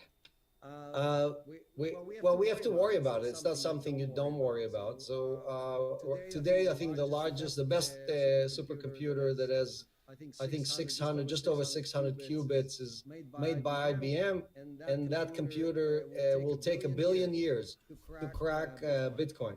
So when you get to just over 1,000 qubits, then you can say, okay, it's going to take less than 5 years to crack Bitcoin. But what's happening is that many of the latest technologies in cryptocurrencies are quantum resistant, meaning that the encryption and the prime number computation and everything else is done with elliptical curves and other things that prevent even quantum computers from breaking the code. So do we need to migrate to those technologies and those encryptions? Yes. But we don't need to do it tomorrow. So in 13 years, there haven't been anyone who broken the Bitcoin blockchain, and no hacker, no scammer, no one, right? I mean, there were people who stole coins from others because users were not managing their keys properly, but there's no one who's broken the Bitcoin blockchain. So I don't see the quantum computer dilemma as something that's going to cause people not to buy Bitcoin or not to migrate to Bitcoin. But you said yet. And when we're talking about a timeline, we have gold with an established timeline of thousands of years. Bitcoin, yes, quite rightly, has way outperformed every inflation hedge asset in the last 13 years on a risk-adjusted basis. But we still don't have a timeline to safely say that it's not going to be susceptible to some kind of supercomputer or quantum attack. So you can't say that safely. When you say there's going to need to be upgrades and changes, what does that look like? So I'm saying today there are many chains that are quantum computer resistant already. Bitcoin is not one of them. So what I'm saying is that Bitcoin will have to migrate as we get closer and closer to that 1,000 plus qubit quantum computer. We will need to migrate. We need to have Bitcoin, the chain itself, migrate to a different type of basically creating a different blockchain, right? Relying on different type of computation. So if Bitcoin does not migrate, then the users of Bitcoin will migrate because they'll say, okay, I'm afraid of this quantum computer risk, so I'm just going to move to this or that chain that is quantum resistant, right? So the crypto in general is quantum resistant. It's just that Bitcoin itself is usually the slowest one to adopt new technology. Sounds like you're making Peter's point for him there, Alex. Go ahead, Peter. I'm a I just want to comment on something that you said. Look, obviously, the risks of quantum computing. I mean, I think Bitcoin is going to collapse on its own before that risk really materializes. But when you talk about Bitcoin and you say it's outperformed every other inflation hedge, I don't think that's even fair to try to make that comparison because Bitcoin is not an inflation hedge. The reason it's gone up so much is because people want to gamble with it. People have not been looking for inflation hedges. People haven't been worried about inflation. They're finally talking about inflation now, but they're not really worried about it because they think the Fed is going to solve it. The problem is Bitcoin didn't come on the scene until about 2011. And that's when gold happened to top out at around 1900. But you forget that 10 years earlier, gold was below 300. So you had this very huge increase in the price of gold before Bitcoin came around. But the market And looks then like it's over the last recovering. 10 years, So that's gold good. has really consolidated the gains of the prior decade during this everything bubble, when people haven't been interested in safe havens or inflation hedges. They've been gambling on everything from, stocks to cryptos. And so gold has just kind of gone sideways as everything else has bubbled up relative to gold. That's really how you measure the bubble. Just about every asset is overpriced in terms of gold during this 10-year time period. But I think what's happening now, and what will be happening over this next 10 years, is that people are going to start to be more cognizant of the risk of inflation, of the debasement of fiat currencies, of the speculative excesses in a lot of the markets, and people are going to be looking for safe havens and inflation hedges. And in that environment, they will return to gold, and they will be selling their speculative assets, including Bitcoin and other cryptocurrencies. Well, Peter, to that point, hang on, Alex, we do have a chart to show, Peter, because over the past 12 years, Bitcoin has actually outperformed every other asset class on a risk-adjusted basis. It has a higher Sharpe ratio than gold stocks and fixed income products like TIPS, which are all considered traditional inflation hedges. So just based purely on past price performance, it's hard to say that Bitcoin has not been a good inflation hedge. And as inflation continues to be a growing concern, we're seeing more money potentially migrate just to because Bitcoin. it's not an inflation hedge. Yes, I do not disagree that Bitcoin has gone way up in value. Better than But other inflation hedges. right, but it's not an inflation hedge. So you're going to tell me that Tesla stock is an inflation hedge because it's gone up more than gold. It is something that went up in price. That does not mean it's an inflation hedge. How many years do we have to wait before you admit that, okay, here's an asset that's outperforming me every year? Bitcoin is the golden ticket to financial riches, and you don't need to be really long. That's the lie that the Bitcoin pumpers are selling. Yes, I know. Get rich quick. Buy Bitcoin and you're going to be rich. Yes, I know that. Right? That's why your customers own it. They've been sold a bill of goods. You have 1 million people who have bought into a dream. They bought into a fantasy. Right? But somebody sold them those Bitcoin. Somebody got rich selling your customers their worthless Bitcoin. Your customers are going to be the bag holders. How are you going to feel about that? How are you going to explain that? Most of these Bitcoins have been mined. 48 minutes in, dude. Listen to that shit. Stock is an inflation hedge because it's gone up more than gold. It is something that went up in price. That does not mean it's an inflation hedge. How many years do we have to wait before you admit that, okay, here's an asset that's outperforming me every year? Bitcoin is the golden ticket to financial riches, and you don't need to be really long. That's the lie that the Bitcoin pumpers are selling. Yes, I know. Get rich quick. Buy Bitcoin and you're going to be rich. Yes, I know that. Right? That's why your customers own it. They've been sold a bill of goods. You have 1 million people who have bought into a dream. They bought into a fantasy. Right? But somebody sold them those Bitcoin. Somebody got rich selling your customers their worthless Bitcoin. Your customers are going to be the bag holders. How are you going to feel about that? How are you going to explain that? These Bitcoins, Shame on you, Alex. Shame on you. Out of existence. A waiter at the next restaurant you eat in is one of the people that you fucking ripped off and is serving you your food, and you're gonna have to wonder what the fuck you're eating. Just like Fuck gold you. is being mined and minted exactly the same way. No, you solved the problem. So when you mine gold, you take a valuable metal out of the ground and you bring it up into it and you It's make it hard into to something hold that can my be tongue used. watching. Bitcoin has no value. It's I nothing. got you, Josh. All right, well, I'm enjoying, well, this is kind of what we thought would happen. I personally am enjoying this fiery exchange. So are our viewers based on the comments. And I think it's time to bring in some of our viewer questions.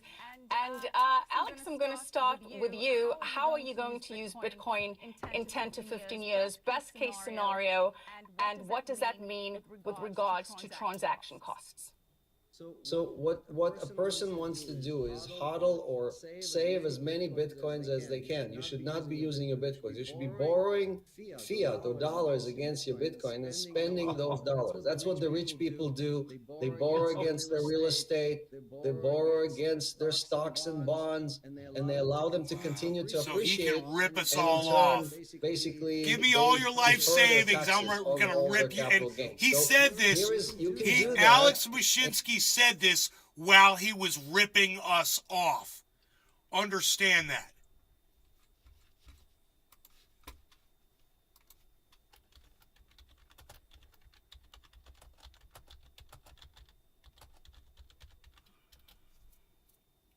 Oh my God. Can we go back? He's telling everyone give up their life savings, okay? Sell mortgage again, borrow against your home. Get rid of everything. And while he's telling everyone this, and Peter Schiff is laughing at him, what a laughing stock, because he knows.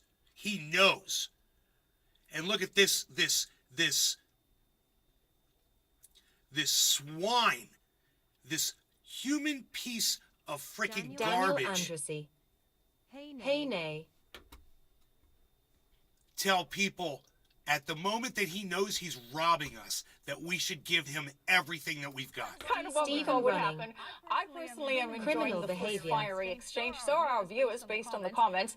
And I think it's time to Bong bring rip. in I some need of a our bong viewer rip. questions. Cheers to And, Peter Schiff Alex, I'm going for to warning start us. with you. He How are warned you us. going to use Bitcoin Thank in you, 10 Peter. to 15 Cheers. years? And Best case fuck Alex scenario. Mashinsky. I hope you And go to what does that prison. mean with regards to transactions? Did you hear about last So HT's what X-Class a solar person wants player to do that is is Earth hodl facing? or save as many bitcoins as they can. You should not be using your bitcoins. You should be borrowing fiat or dollars against your bitcoin and spending those dollars. That's what the rich people do.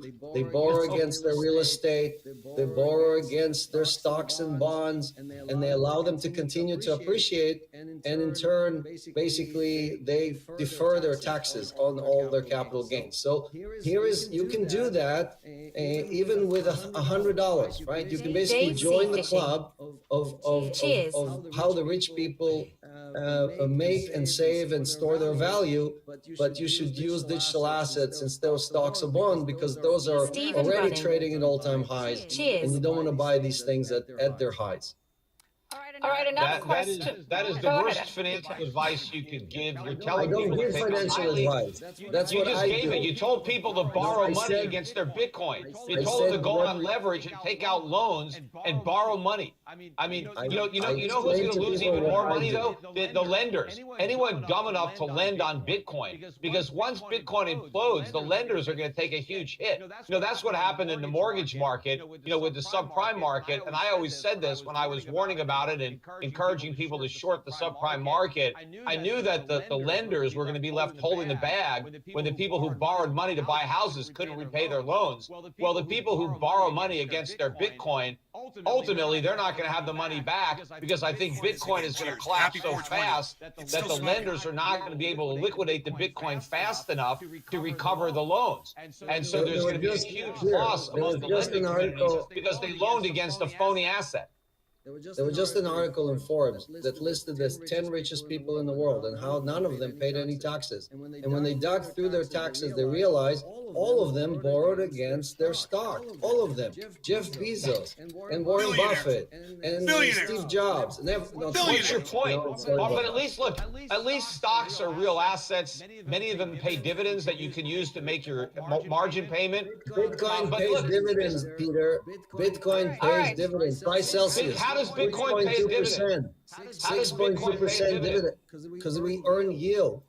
How do you earn yield on Bitcoin? What do you do to generate income on that I'm Bitcoin? happy to spend an hour with you. Yeah, No. you're trading it. You got to be No. taking. It doesn't take an hour for you to say how you earn yield on Bitcoin, Alex, you fucking piece of shit. You were stealing from us. We weren't earning yield. You were taking our Bitcoin and making bad bets on shit like Luna, and that shit was crashing. And you fucked us. That's what you did, you fucking piece of shit. Tremendous amount of risk. The Bitcoin itself doesn't generate any yield. It does. Just like How? any other asset can generate yield. Gold. No, we but get what earnings does the Bitcoin generate? Gold generates 5.5% at Celsius yield.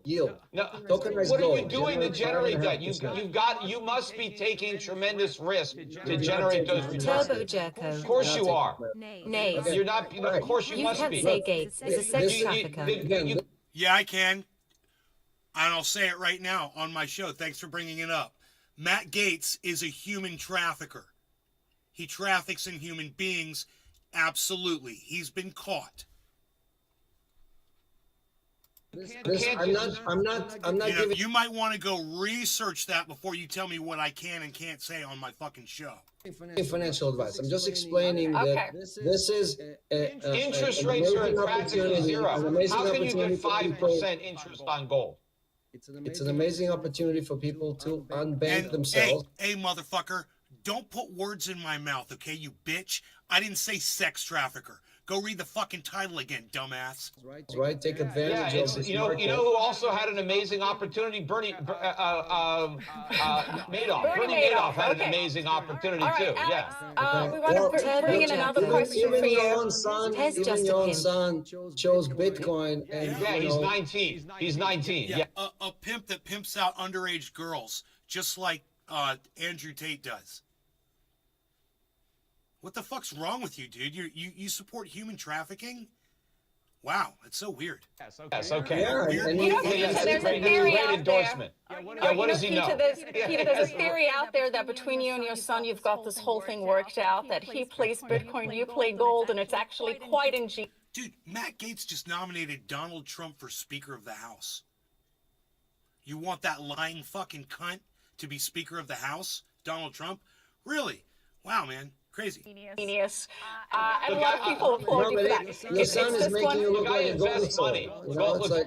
I recognize what gold is, but it's not like I've got everything I own in gold. But I recognize that gold is real money, and that gold is the answer to the fiat currency problem. And I believe the world will return to a gold standard. I mean, the norm throughout history is that we're going to be on a gold standard. We will never be on a Bitcoin standard. It's a new gold standard called No, it's not. It's a fool's gold. Let's do this again in a year and take a look and see what happened. Okay, Well, that is one of the questions for Peter, actually. Gentlemen, that is one of the questions for Peter, actually. Is there a certain timeline by which you will say, I was wrong? What needs to happen? Will you still be alive by that timeline? Is there any point that you will perhaps change your views, much like people like Kevin O'Leary have come around and said, you know what, let's reconsider this. What do you need to see Kevin O'Leary came around because he got bought off, he got involved in a crypto-related company. That's how everybody converts. Once they have a vested interest in making money off the insanity, they join the crowd. That's what's happened. Dude, he nailed it right there. Fucking Peter Schiff just nailed that shit. This was a year ago. But Is a there lot of any the people, point in time, about Peter, that you 10% could yield on change your your dollar? mind? what I've told other people is, look, if Bitcoin can actually succeed on a large scale as being money, and what that would mean is if Bitcoin is circulating in an economy, let's even see if it can happen in El Salvador. But if Bitcoin they said it could be as bad as the 1859 Carrington event, which knocked out telegraph lines and our grid, if that happened to Earth nowadays. Yeah, let us know when it happens, bro. Circulating so that the only medium of exchange is Bitcoin. You get paid your salary. It's denominated in Bitcoin. You work for Bitcoin. Your salary is fixed in a quantity of Bitcoin. Your rent is fixed in a quantity of Bitcoin. You go out and buy an insurance policy. Your premiums are in Bitcoin, denominated in Bitcoin. The benefits are paid in Bitcoin. If your house burns down, you get a certain amount of Bitcoin, right? You get the car. It's all in Bitcoin. We have a Bitcoin world. When you go to a store and you see the prices, the only prices you see are Satoshis. You don't see dollar signs. You don't see euros. You don't need Everything one or is the in other. Bitcoin. Peter, you don't. It's not a world where only 100% Bitcoin or zero Bitcoin. Okay. I want to see Bitcoin function as money. Gold used to be money. Gold functions as money. We live in a world in which we have the dollar as the Daniel form Andresi. of payment, and we have I just noticed Bitcoin that you as cut your hair. the Looks store of good. value. And just But like no, Gaetz Alex, to it It Peter's has no point, value to does store. Not You gonna cannot be a happen. store of value without value. and yet here Alex, we you are. can't store what And you yet here don't we have. are with 3 trillion How can you store? in Even you value agree. stored in Wait, Okay, Bitcoin all assets. right. You agree that the only value Bitcoin has is the value that people perceive it has. It's only because people think I it's don't worth agree. something. That's what I'm. Okay, That's what hang on, keep So Peter, what let if Alex people address stop this believing? issue. What Let if Alex what if address people this stop issue. believing in Peter, We'll ask the Bitcoin? quantum computer to tell us. No, when answer my let's Bitcoin is going answer to question. flow. What Peter's happens if question on people stop utility. believing in Bitcoin? Alex, let's answer Peter's question on utility and transaction. What if people stop believing in Bitcoin? Then what All happens? the things today, what's happening today is that our financial system, or TradFi, traditional finance, is being reinvented on the blockchain. Everything Peter talked about, insurance, payments, real estate settlements, everything, NFTs, right, non-fungible assets, But it's all of not that is Bitcoin. migrating. All Answer of that my is question. migrating from What happens if people traditional stop finance believing in into Bitcoin? You can keep interrupting me. That doesn't change Well, reality. you just, well, I'm trying to get you to answer the question. No, I am trying You to said the explain. only value Bitcoin has is that people think it has I'm asking. value. I'm So what if answering they a stop question. believing Let's in keep When it you become civilized. the Let's keep it moderator, civilized. then I can answer your question. Let's keep it civilized, please. All right, Peter, so you give don't have an Alex a answer. I chance. didn't think so. Let's give Alex a chance to answer the question. Alex, Peter's question was what happens if people just stop believing in Bitcoin if it's largely driven by consensus? What happens then? Well, if they stop believing in Bitcoin, that means they found something that is much more believable. And today, nothing exists that is more believable than Bitcoin. Unfortunately, we live in a Willy Wonka's world where, again, our government and our Fed thinks that you can print $10 trillion and nothing happens. Okay? Now, I believe that the economy still exists, that there is supply and demand, the rules of supply and demand still exist, and that you cannot continuously print money and think that it's not going to lose all of its value. Okay, Alex, I want to bring in some of the viewer questions as we're starting to run out of time here. I do want to bring in some of the viewer questions. And Alex, you're very popular with our viewers. They want to know if Bitcoin is so superior, why aren't central banks buying it? Well, again, it's like Peter buying it, right? He's never going to buy Bitcoin, right? It's against his book, right? All of his customers are basically holding gold or other gold mining assets, all kind of other things. And it's very hard for an incumbent. It's very hard for someone who prints their own currency, right? All of these central banks, they have a printing machine that allows them to print unlimited money, their own money, right? Their own currency. So I don't see any central bank migrating to Bitcoin, or at least none of the main ones, none of the main currencies. You're seeing El Salvador and other countries because they don't have their own currency, right? El Salvador is basically relying on the US dollar. What's up? Paraguay is relying on the US dollar. All the countries that kind of elected or thinking about adding Bitcoin as a reserve currency or as a replacement for the dollar don't have their own currency. All right, let's ask you this, Alex. If second layer protocols like Lightning improve efficiency and lower costs of transactions, that was one of the points we wanted to make earlier, would more people adopt Bitcoin as a medium of exchange? What is the advantage of paying with Bitcoin over paying with a debit card, for example? So let's do, it's a great question. Let's do a thought experiment. Let's say that a year ago, you trusted, Tesla founder, right, Elon Musk, and you did the exchange. He said to you, look, I'll sell you a Tesla for, back then, I think Bitcoin was $6,000. So for 10 Bitcoin, I will give you one Tesla. Do you want to, are you still happy with that transaction? It doesn't matter if you use Lightning layer 2 or if you use Bitcoin layer 1. Are you happy with the transaction, or do you want to reverse that transaction? So the fundamental issue we have is that Bitcoin appreciates so much that anyone who ever bought anything with Bitcoin hates that product. You hate your Tesla, you hate your sofa, you hate the diamonds that you bought your wife because it cost you 10 times as much. So it is not formal payment. It is a store of value. We can pretend that it's a formal payment. We can prove that we can pay for something, but are we happy with that transaction? Right? When you buy a cup of coffee at Starbucks and you pay $5, you're not thinking about, oh my God, this cup of coffee now costs me $50. So it doesn't need to be a worse. currency for it It does to not need to succeed. be a form of payment. You view it as a store of value. All right, Peter, It we is the have. world's best store of value, yes. Well, that's what we're busy discussing, and we know Peter disagrees. I think we lost Peter's feed for a minute there. That's why things were so quiet and civilized for a second. But and we managed to get you a chance to answer some questions, which was great. But Peter, I think we have you back, and I do have a question for you, and that is from Gleep, and he wants to know how you. Oh, actually, Peter is offline. We don't have Peter anymore.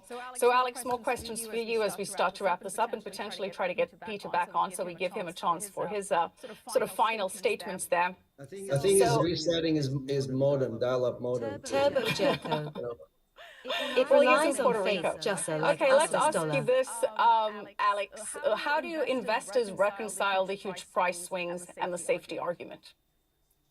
So look, no one is arguing that Bitcoin is not volatile. It's 80 volt, right? It's one of the most volatile assets out there. The issue is, as an investor, you have to have a strategy against it. So for what I do, again, this is not financial advice. I'm just sharing with viewers what I do, right? So I buy a little bit of Bitcoin every month. I buy a little bit of Ethereum every month, Turbo right? Jerko. And that's called averaging Thanks, it, Nixon. right? But you also have to look at total allocation. So you have to say to yourself, okay, I want 20% of my assets to be in Bitcoin, and if suddenly Bitcoin runs up and it's now 30% of your assets, you also need to sell. You need to basically rebalance your portfolio. So it's hodling, right? Buying, averaging over a period of time, and rebalancing. But no one is arguing that Bitcoin is not a volatile asset. It's just a very good asset that has a lot of volatility. All right, well, this is a Human love question that I would solidarity. like to ask you. Circulating does currency Ether is or do the healthy. newer The coins that are 1% cheaper, are hoarding potentially more money. powerful, more efficient, Turbo Jerko. effectively No pressure has all the gold. represent a new supply of crypto? Does this dilute the value of Bitcoin, or do we regard Bitcoin as a class of its own? So like Peter said, right, there's 14,000 different digital assets, and they all compete with each other. There's no question that when a new asset is created or a new asset is being added, that it competes with other Who issued holds your assets. But gold, like you though? said, the community is growing so fast. We're adding hundreds of millions of new users that really the demand for all these assets is growing even faster than the total supply of different assets. Now, bad projects are going to go away over time. They're going to disappear over time. And more users are going to have to migrate to the quality assets. So if you look at the top 100, those usually are considered the quality assets, and each person has to do their homework and understand just buying Dogecoin because you read about it on the internet is not an investment strategy, okay? That is not a path to riches or a way to really get into the crypto space. So again, you can take dollars, convert them into stable coins, right? Earn 10% or use them for Turbo other Jerko. means and not take any directional Don't risk, lie to right? yourself. Or you can buy Bitcoin, Daniel Ethereum. These are the Andresi. two kind of marquee assets. Stocks and Anything Bitcoin beyond is that like an elevator is the job. Wild It West, has and its you do have UPS to be and very careful. downs. All right, well, we did see an upgrade to Bitcoin, the Taproot upgrade, and with it, the new Bitcoin network is going to be able to process more smart contracts like Ethereum does. So effectively, the gap is narrowed, and transactions in general have become more data efficient, optimizing block capacity and leading to lower transaction fees. As you say, this now gives Bitcoin more utility. But what upgrades need to happen to make sure that people do continue to choose Bitcoin over some of the other cryptocurrencies that you say may be better quality or more effective? So we talked about security, right? So making sure that we are resistant to quantum computers, Peter is making Jimmy sure Swaggart of that crypto. we continue to use best practices as far as implementing the best security, making sure that Bitcoin is not in danger, but also ease of use. Today, 99% of the population in the world has a problem figuring out what is a public key, what is a private key, what is a blockchain, how to buy a Bitcoin, what is Bitcoin, and so on. So we, as a community, right, as a community, we have to do a much better job at explaining to people both the risks and the opportunity, the golden opportunity of Bitcoin being this new store of value that they can really rely on to get to financial freedom. They're not going to get there by accumulating dollars. All right, good news. We have Peter back. Peter, we missed you. It was a bit civilized and quiet, but we're glad to have you back to add some more fireworks and spice. And we have some questions for you, Peter, seeing as you took issue with the fact of Bitcoin being the most effective inflation hedge. Our viewers want to know, Galipa in particular wants to know how you define an inflation hedge. Turbo Jerko. Yeah, well, so an inflation Yeah, hedge that's has what to be everybody says. a That has a clause commodity, you for can't be example, or an thinking, but asset it's not that worth is anything going if you to have some stock maintain in it. its relative value with other commodities in an inflationary time period. So, for example, when you have inflation, prices are going up, right? The price of food is going up. The price of energy is going up. And so if you have your Just hit savings in 1256, paper guys. and everything that you want to buy is getting more expensive, you're losing purchasing power. So what you need to do is store your savings in something Turbo that can Jerko. go up in Bitcoin to price Golden 17. rule is to along let me talk. with these other commodities. So gold is an inflation hedge because gold is a commodity like copper or like oil or like wheat. And gold has historic relationships with other commodities. You know, how much gold do you need to buy oil, or how much gold do you need to buy soybeans? You can look through historic relationships and you can compare. But you can't store soybeans. Because obviously you're going to need a lot of them, and they can rot. You can't store the oil. I mean, you need a huge storage facility. So even though you need those things, they're cumbersome and expensive to try to store. But gold, you can get a lot of value in a small space. I mean, most people could put all the gold they ever own in a shoebox. So you can hold gold and store value, because what you're storing is the value of the metal itself. And you know that people are going to need gold in the future, just like they're going to need other commodities. But Bitcoin isn't needed for anything. It isn't used for anything. It doesn't have any historic price relationships to anything. And it's still going. It's amazing to try to say it's a store of value or an inflation hedge, and then tell people that it's going to go up 10 times, 50 times, 100 times. They're going to be rich. Nothing that's just a hedge, that's just a store of value, can deliver those type of returns. The promise of Bitcoin isn't that just hold on to Bitcoin and you're going to stay even. You're going to stay ahead of inflation. That's not why people are buying Bitcoin, to stay even. They think they're going to get rich off of Bitcoin. Dude, they think they're going to retire off of this windfall. We just hit the high. Because they think the whole world is going to pile in the Bitcoin after they do, that somehow they're getting in on the ground floor and they're going to make a killing, just like the people who bought Bitcoin 10 years ago when it was pennies or dollars of Bitcoin. And just like they got rich, right through my prediction. People who are buying it now are going to get just as rich, because they're also getting in on the ground floor. Even though it's 60,000, well, they're saying it's going to go to 1 million or 10 million, and so people are going to get rich. That is not an inflation hedge. It's not a store value. It's a lottery ticket, is what I think you're repeating yourself, Peter. I think you're repeating yourself. Alex, we have a question for you. We have a question from you from Anna. Is it a good idea to hold only Bitcoin and no gold as an inflation hedge protection? Right Do through you it, need to carry your Bitcoin holdings with gold for a successful portfolio? Alex. Yeah, I'm so glad I stayed definitely live. think that none of us know where Bitcoin or gold are going, and because of that, you need to diversify. The question is, how much gold and how much Bitcoin? So if you're a bigger believer in digital assets, you may have 20% in. If you have 70% in traditional assets and 30% in these non-fiat denominated assets, you might say, okay, 20% in Bitcoin and Ethereum and 10% in gold, or the reverse, right? So each person has to decide what exposure they want, but you basically want both insurance policies. You want the doomsday insurance policy that kind of, again, if the dollar collapses completely, probably both of those assets are going to do well, but Bitcoin is probably going to do 10 times better than gold.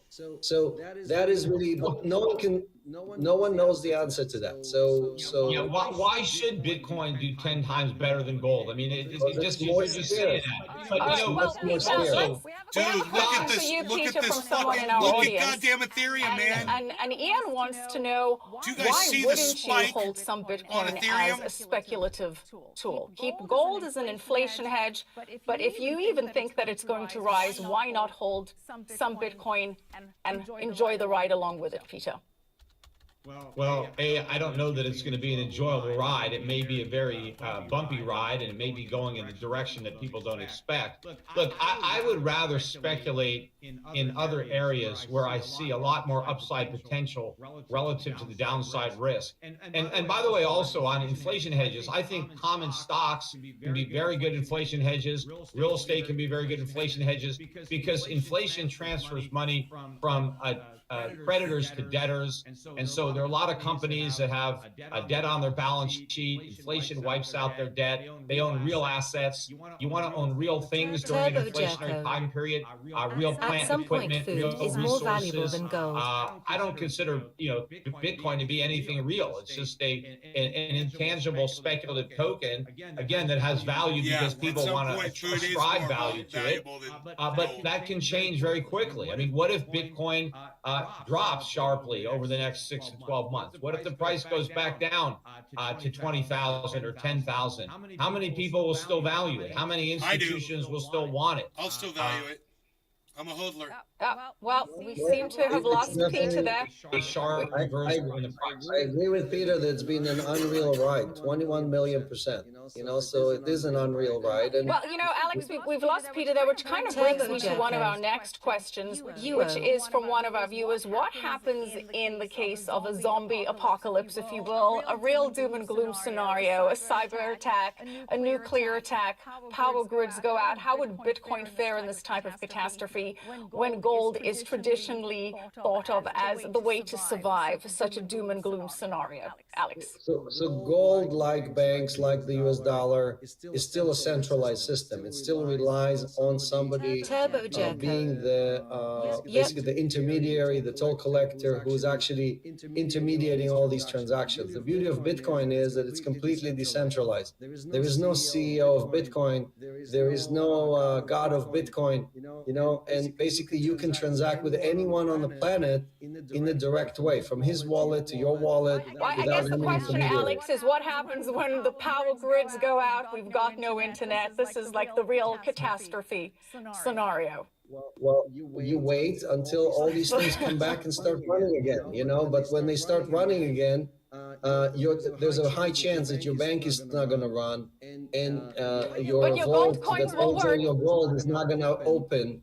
But there's a very good chance that you will be able to transact in Bitcoin with any counterparty. In this end of the world scenario, your gold will work, your bullets and guns will work, and your spam, your canned spam and canned water will work. All right, Peter, we have a question for you.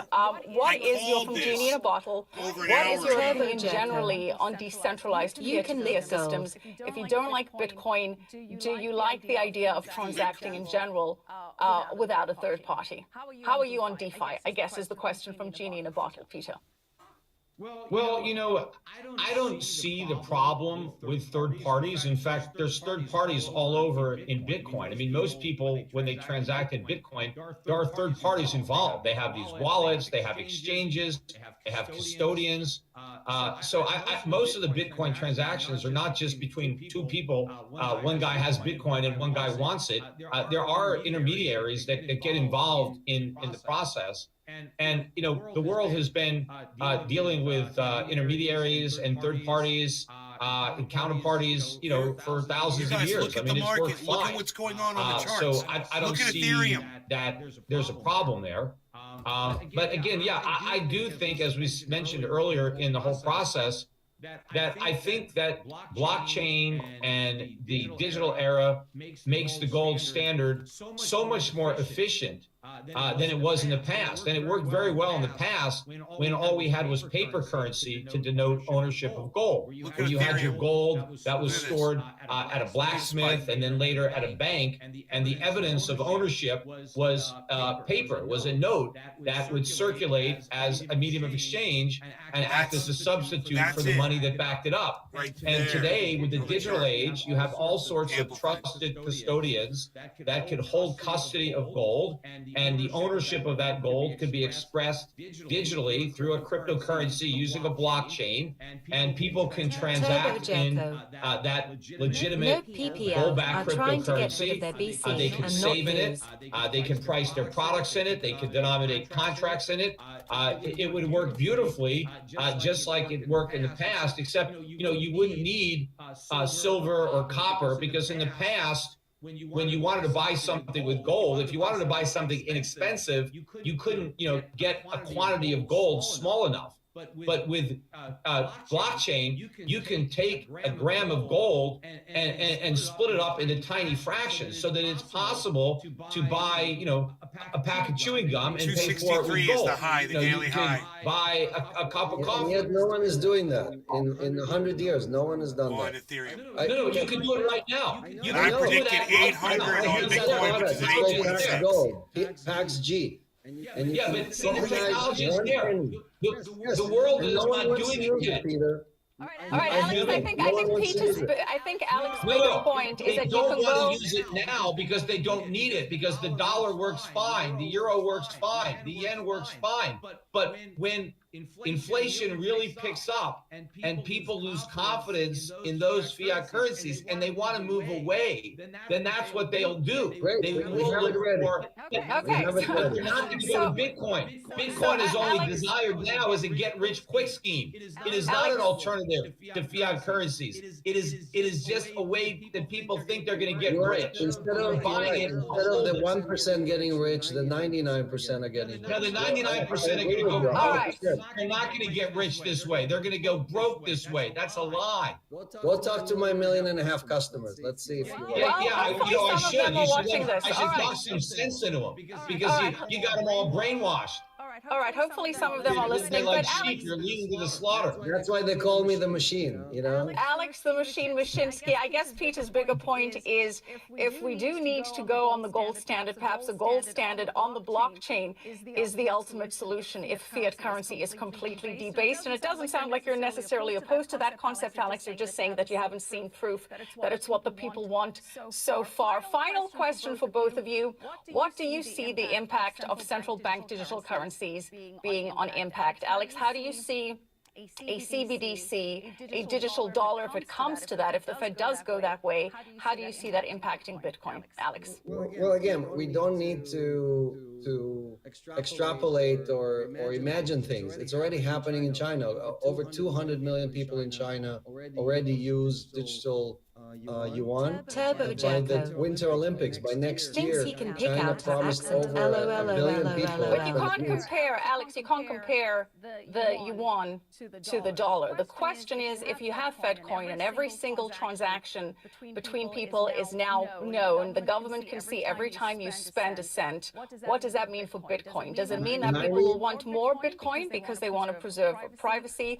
Or does it mean that it puts Bitcoin in potential danger of the government saying we can't have a CBDC and Bitcoin at the same time? 92% of dollar transactions Turbo are digital Jacko. today already. The Bitcoin government will go sees poof. everything. Turbo It sees Jacko. every SWIFT transaction. It Get sees out. every money transmission transaction. They just lowered the bar from $10,000 to $600. They see every transaction $600 or more. So every institution, every financial institution has the obligation, legal obligation, to report all that information. So it's already happening. So none of that has affected Bitcoin. None of these requirements. So you don't see it as a negative nor as a positive for Bitcoin. You don't see that it may drive more people. Bitcoin is not a way to hide. Bitcoin is a permanent record. The worst way in the world to try to hide your transaction is to go to an immutable blockchain in which your transaction is Turbo recorded for a Jacko. lifetime. Oh, Right? wait, that's hard. It's not I know a lot of people say that it's used by What up, criminals Nay? and this and that, but it's the dumbest way for a criminal to Yo, transfer Billy Bong. assets from point A to point B. Okay, so I don't see that as the use case, right? Today the use case is store value. That's for the criminals. That Store it value. can't be used to launder money. I guess, Alex, some of might the have been points. Call him a money launderer. I guess the point is that in a world of increasing control and centralization, and if Fed coin were to present increasing control and be It's seen a as different problem. Yes. that Bitcoin may thief. be seen as the decentralized libertarian answer and as a pushback to excessive government control. Alex, He's a thank you thief for and that a answer. fucking Pete, I liar. want to get your thoughts on that, the impact of a potential Fed coin on Billy Bond Bitcoin. Thornton. What do you think would happen? Right on, I don't Billy think Bong. it has Smoking on any impact on Sleepy Joe Bitcoin. OG. I mean, Bitcoin's going to Dispensary collapse got a new with or strain. without Guys, Bitcoin, look at the spike on whether it ratios. happens before or after. I think the implications for individual liberty are guys profound. notice I called this I spike? don't like the idea of the You government. guys, I told you about the downward wedge every pattern. single transaction It was going to we result do. in a I mean, spike I upwards. agree that Did they you know guys- most of them. you guys because remember that? most Did of you the guys catch that at transactions all? are already digital. I mean, I use very little cash in my everyday life. So Man, if I most of start the trading, purchases you I guys are make gonna hate me. are through the banking system somehow. I'm gonna through have a my credit Lambo card in like a week. And so, those transactions are there. But I know that there are transactions that take place in cash, and the government does not know about those transactions. And obviously, if it eliminates cash, it will know about every transaction. But this opens up the door for a far more tyrannical government in the future, where a resistance might try to develop among the populace to a government that is tyrannical, that is oppressive, and to the extent that there is a movement to resist the illegal power of government, it will be much easier for the government to thwart that resistance if it's impossible for people to organize because they can't transact with one another in a way that the government can't spy on them. Billy Bond And Thornton. that may seem like a very paranoid Orwellian kind of fear, but it's there. I mean, I would not put anything by this government. The more power you give the government, Yeah, the this more does not seem abusive they're going to sustainable to me. become. Power corrupts. Billy Bond Absolute Thornton. power corrupts absolutely. Off with Peter's So I head. don't see it as a positive development if the government can succeed in knowing every single transaction we could possibly make and being immediately informed. And I think the Federal Reserve will have even more power to do even more damage to the value of a digital dollar than with the paper dollar. I think it'll be easier to create them. I think it will be easier to manipulate interest rates, maybe to even bring interest rates negative, to try to micromanage consumption in the economy. So, I don't see it as a net positive. When What it's do you coming from think it government. means? What do you think it would mean for gold? Well, gold's going higher, just like all commodities are going higher because we're having inflation. I mean, fiat money, paper money is going to lose value. And, even if you tie that paper money and make it digital, that there's not going to be any limit to how many digital dollars, Fed coins, the Fed could create. They'll just keep creating them. And so their purchasing power will go down. So gold's going to go up. And I do think eventually gold will be remonetized because gold works as money. And with today's technology, gold will work even better as money in the future than it did in the past. All right, Well, final I thoughts agree. from both of you. Peter, where do you see the price of gold this time next year? Well, I mean, I generally answer that question. I think it's going higher, although it hasn't gone much higher. Although it did, it bottomed out at around 1,500, actually 1,050 in 2015. So ever since then, ever since the Fed, finally started raising rates, the price of gold has resumed its uptrend. But it's had a little trouble, around the 2,000 level, 1,900, 2,000. But I think once it really takes out the highs, 2,000, 2,100, I think we're headed higher. I mean, I think we're headed much higher. I mean, gold's not going up in a vacuum. I mean, everything is going to get more expensive, including gold. But I think as the public around the world really starts to perceive the threat of inflation and the idea that the central banks are not going to be able to turn it off, that they've let the genie out of the bottle and there's no putting it back, people are going to be searching for real alternatives to the fiat currencies that they have. And I think they're going to gravitate back to gold, especially, the people that have been suckered into a Bitcoin and other cryptocurrency. When these things collapse, they'll try to salvage whatever they've got left, and maybe they'll put that into gold. All right, you do drive your point home, don't you, Peter? All right, Alex, where do you see the price of Bitcoin this time next year? Well, first, I think Peter definitely wins this debate in his ability to say the longest sentence without taking a breath. I definitely cannot do that. But I agree with Peter that gold is going higher. It's a heavier commodity, so it's just not going to go as high as Bitcoin. And by the way, both the SEC and the CFTC determined that both Bitcoin and Ethereum are commodities, to Peter's point before. So to say that these are something else, they're not something else. According to the law in the United States, they're both commodities. So I think we are going to hit 23 to 2,500 on the gold next year because of this inflation concerns. And I am placing a bet that Bitcoin will be above 150,000 by tax day, by April 15th. We will see Bitcoin going at or above 150,000. It will take a correction after that. I said that several times. It will go back below 100,000. But we have not seen the blow off top yet for Bitcoin. 150,000 by April. All right, look, let's leave it on a note that you both agree, and you both agree that gold is going up. All right, final words. Go ahead. Just because the government says they're commodities for the purpose of regulation, and that's how they're being regulated, doesn't make them a commodity in the true sense of the word. I mean, they're not used for anything, so they're not actual commodities. But the CFTC is regulating them because they're defining them as a commodity as opposed to a security or a currency. But they're actually neither. They're just tokens. That's really what they are. Alex, I'm going to have to give you a chance to reply to that, and then we need to wrap this up. So look, I think both Peter and I, on a serious note, right? I mean, both Peter and I are concerned about the billions of people out there who have their assets at risk, right? So if you have fiat currencies, and you don't understand what's happening, it's not just happening in the United States, it's happening all over the world, right? All of these currencies are being debased. First, you're getting taxed, and then your government debases your currency. So you're losing twice, right? And we all agree on that. The thing that each person has to decide, every person watching this debate has to decide, how much exposure do I get to other assets? And what are the good assets, right? So if you buy one Satoshi and you cannot sleep at night, that means you have too much Bitcoin. Okay, so the issue is not Bitcoin or gold or something else. You have to have comfort, right? Understanding what's happening and then doing an allocation that is not in fiat currency, not in Japanese yen, not in euros, not in dollars, right? Again, your homes are denominated in dollars. Your salary, your savings, Jimmy everything Carter. is based in dollars. You have to Olaf the detach from Grinch that. is on Nay's So that's really podcast what today. is the question that each one of us has to ask ourselves, and then do an allocation. And if you sleep well at night, that means you have a perfect allocation, a Goldilocks of all the basket of all the right assets that you need. All right, Alex, thank you for that. Peter, thank you. We would like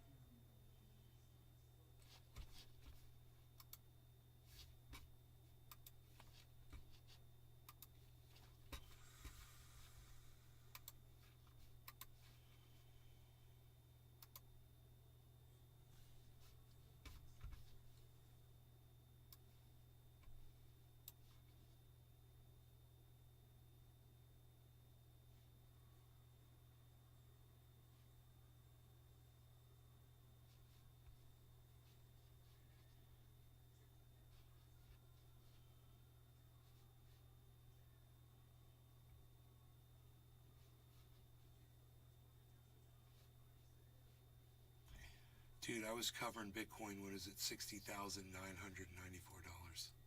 Oh my God. That's so funny. I've got a video, an old video. Josh G. Thank you, Nay. All right, we are live. I'm just going to go ahead and say that. We are live. Holy I'm shit. going to take that leap. I hope I was correct. Assuming The Grinch is on Nay's podcast today. Jimmy Carter, who are you talking about? Going for that transparent chat look. Yeah, like that. That's good. It's working for me. Hey, we already got our first customers. We've got James McGill. Hey, James. It looks like John Henderson was watching the older show. Nick and commenting. Debbie, hello, Kat. Luke, thank you for the digits. Nick and Luke. Hey guys. What a freaking day today it's been. Jimmy Carter. That Peter guy. The Peter Schiff. Yeah, crypto right. is off the chain. You're right. Oh man, we won't talk about that yet. We'll get into that a little later in the show. Everything's looking good. Okay, cool. Let me get smoking with y'all.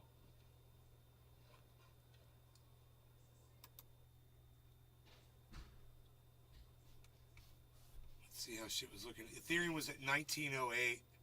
Huh. Ethereum was only at 1908. Bitcoin had topped out at 61.7 that day. So, not only is it a lot of green, but sushi and Mana's at 62%. are at 20% right now. It's like ungodly numbers. Wow. It's fucking crazy. Now, this might be a Oh, common little thing. Rogie. I don't know. Look at I don't little know if it is or is Rogie. not. He's going to But jump now up that on I'm- the couch. Now that I'm looking at it, what do Look I at stream little on? Rogie I gonna stream to jump YouTube, up on the Facebook, couch. Twitch, Periscope, as you already know, Think about it. D Live, You got a big old head. and you can check all You of got a them big out. old They're all live head. right now. If you He go, grew into his head a little check bit. them out. They're all at Nay's Garden on those various. That's when his head was of, really big. His internet, body wasn't big except enough for, yet. His chest is way bigger. Instagram, I'm Nay's Garden Show. Everything else, it's Nay's Garden. Go little bees. Jump I'm up on that streaming couch. 6 channels on YouTube right now. Jump up there, Let me bees. get some You can do What do it. you guys say? You guys want to talk coffee and crypto? Jump You up want to talk crypto and drink coffee? You guys want to smoke cannabis, drink coffee, and talk crypto? Why did I move that damn camera? Why did I move the damn camera? That's the question. Damn it. Make sure to share this and tell all your friends about it. Of course, we're hidden, but if you guys share it around, maybe we'll get a few extras here. Huh. I don't think Rogie decided to not jump up on the couch. It's funny. Oh, wait. There he goes. He's thinking about it. Yeah, he's going to do it. Boom. Josh There he G. goes. Throwback Jack. Yeah, it's a throwback. Tony Tiger. I miss my coffee mug. I'm a big fan. Look at that Big fan coffee of Tony the Tigers. They're great. It's nice to be able to This go is a back in mug time from and Mountain Man. look at the market. Like This is a mountain man's mug. This isn't just a regular old mug. This is Dude, a mug. We for- should do throwback market reports like this. This is fun, actually. Let's see what the market was doing a year ago today on Nay's Garden, you know?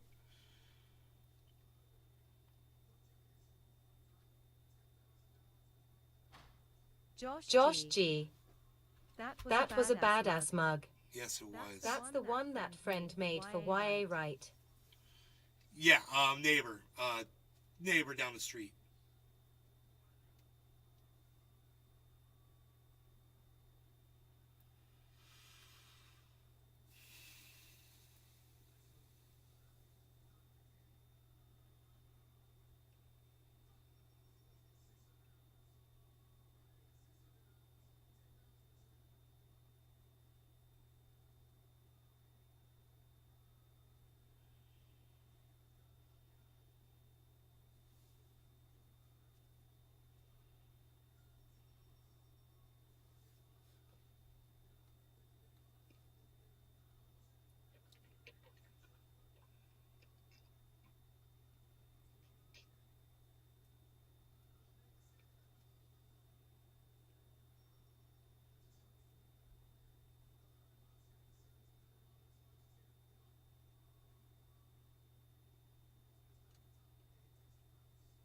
1262 Ethereum.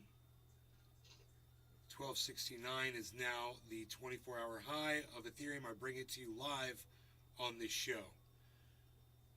As well as Binance has hit a 24-hour high, $260. So I bring you double 24-hour highs during this live broadcast. 3-hour show.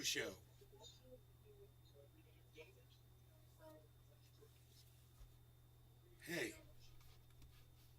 Dude.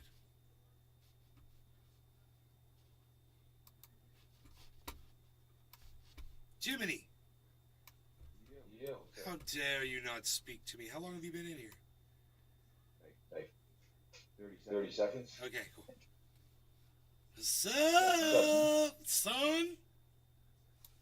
Not too much, me. I've been live for 3 hours. I called a giant spike was coming in the market, and we're all looking at the spike that I called before it ever happened, bro. I was like, there's a giant downward wedge pattern formed on the 24-hour. We're going into a giant spike, and then I called where it was going to go. I said Bitcoin's going to go to 16,800.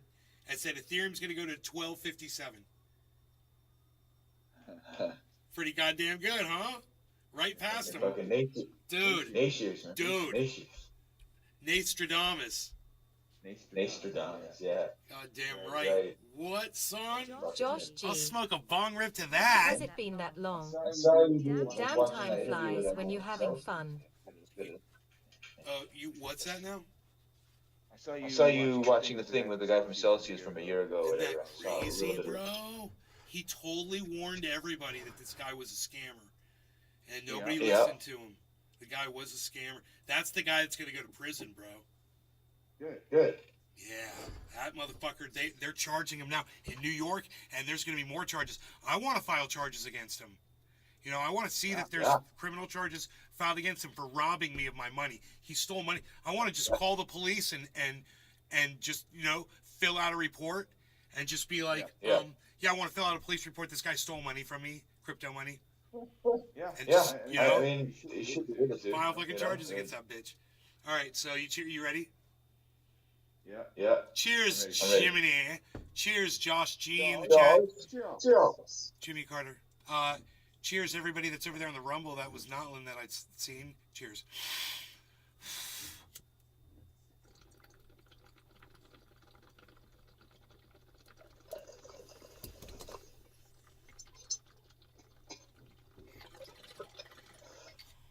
I love it when I nail my predictions like I did today.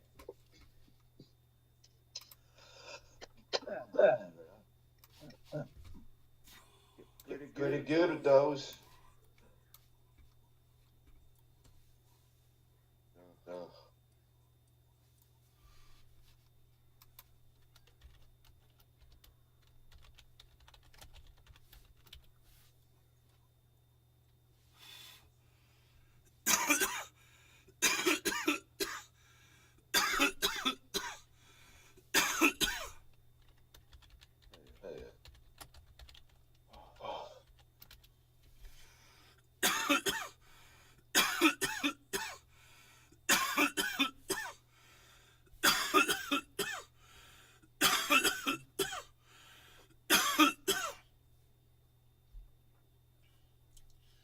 We called this spike before Ratia's did. That's right on, man. What is it? 68.21. 820. 16,820.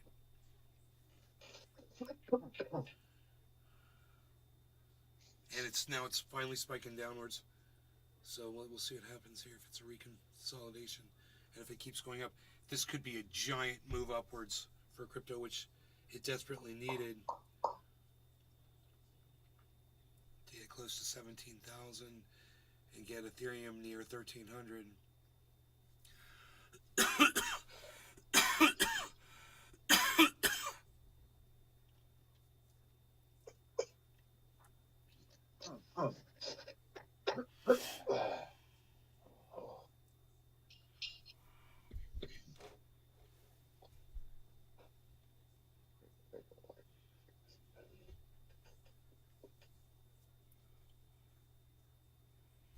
So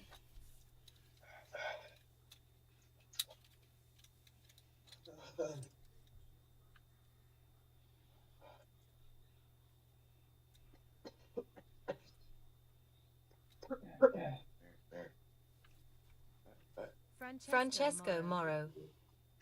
Movie time. See you later, Nay. bye, Francesco.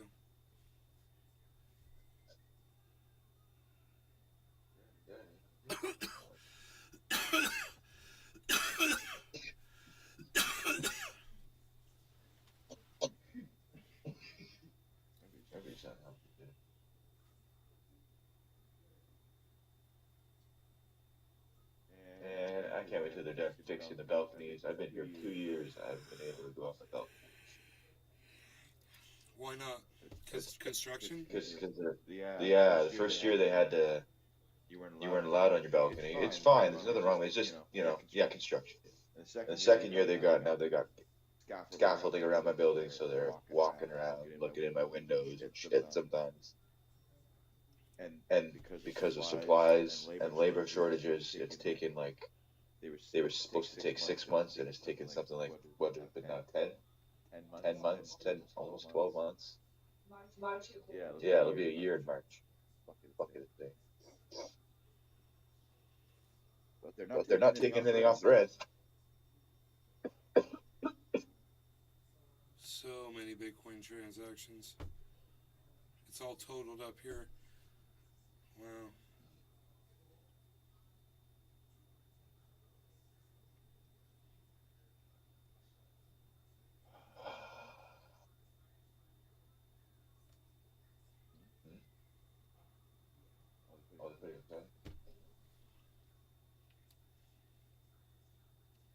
I hope they're still breaking the side of the units. Break is exciting for them. The team to break up the break. You know, they're still doing it.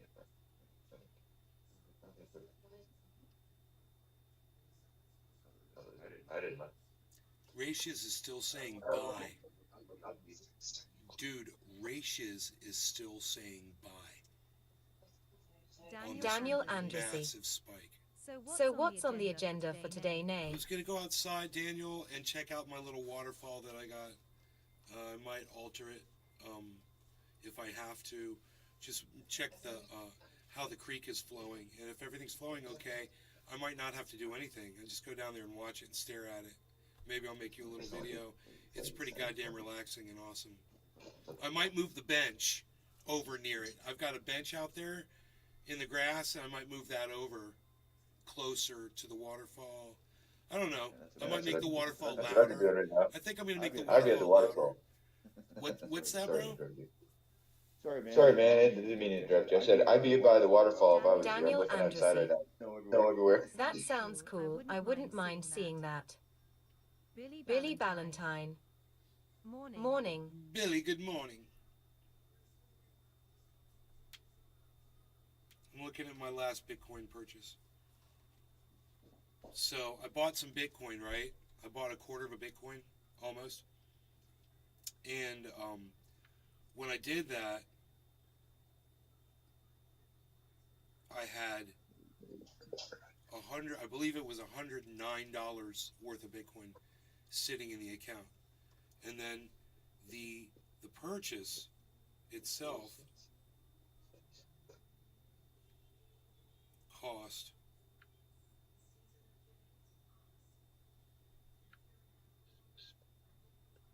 why doesn't it say?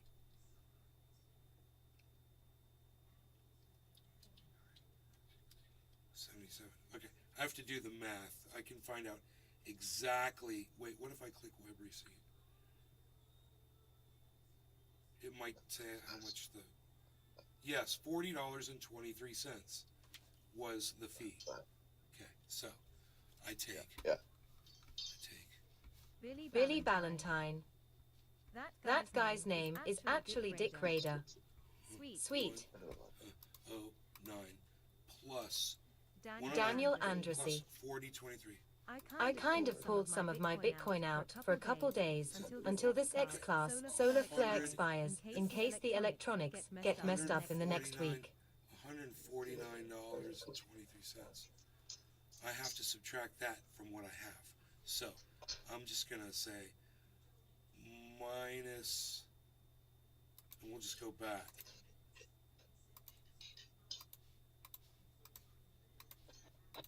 And this should give me my profit. No, it didn't work. It didn't give me my profit, so I fucked that up. Wow. Wait. How do I go back? Can I go back? Yes, it says it. So it was 149.23. That's right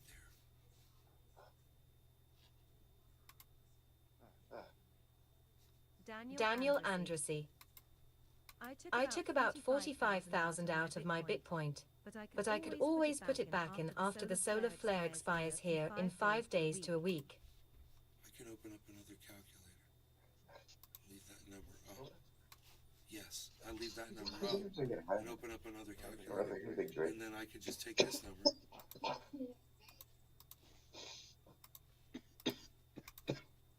and subtract that number.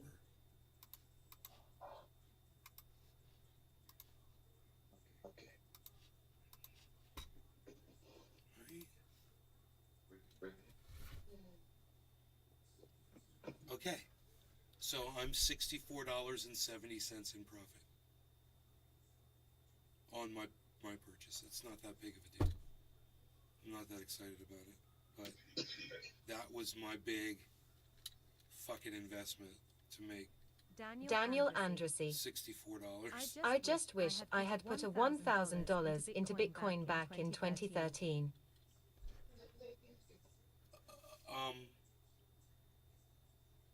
Daniel Anderson, 2013. It's a long time ago, bro. Okay, Google. Jimmy Carter. What was the price of Bitcoin in 2013? Alex Jones sells Faraday cages. It will protect your hard wallet. According to Sophie, price of one Bitcoin in 2013, $13 to $1,100. Billy Ballantyne. Starting at $13 Solar flare. a year. The price Huh? of Bitcoin rose to almost Oh shit, $250, Australia is in a blackout. reflecting downward over 50%. Shit.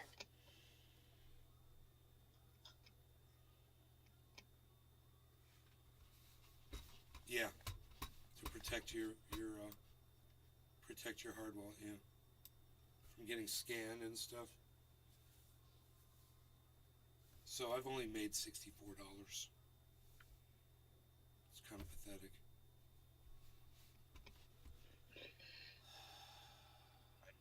I had it. His hard drive filled with Bitcoin in 2008. Daniel Andrassy. You see what I mean, nay. He'd be a multi-billionaire. Like, I don't even know. Fuck, he used to buy online gold with it. It was worth nothing back then. Really. Yep. But no one knew.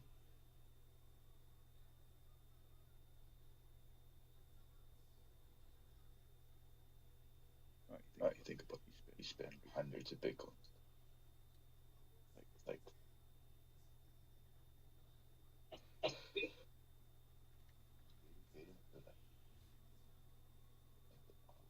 Billy Ballantyne. A Faraday cage is just a steel cage. Make it out of chicken wire. Fuck buying one. That's comfortable. That won't scratch your phone at all.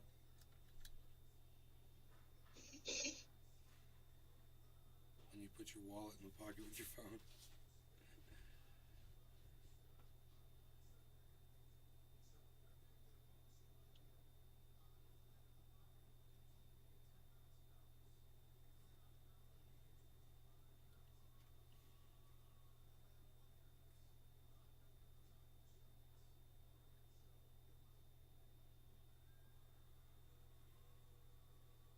W shape on Bitcoin.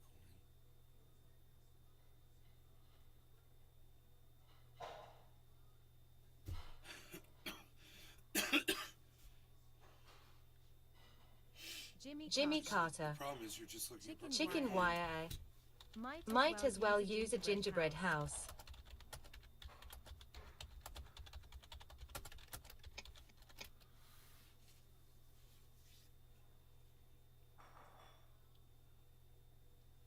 A gingerbread house. That would be better, though, because I like the way gingerbread tastes.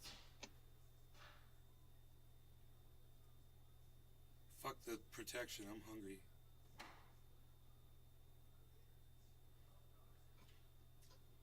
What am I hearing? Oh, my mom is doing stuff in the kitchen. Making a racket. It's already almost lunchtime. Holy shit, we've been sitting here for 3 hours and 12 minutes.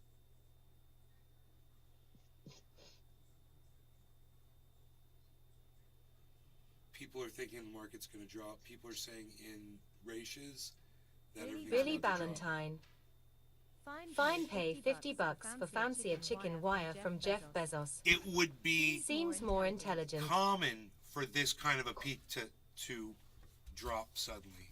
I would expect it to drop down. You know?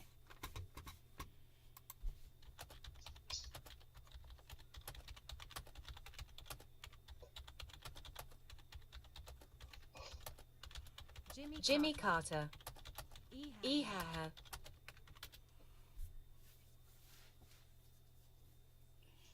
Yeah, I would think it would drop down to close, but on the way up. Like a big test and then back down.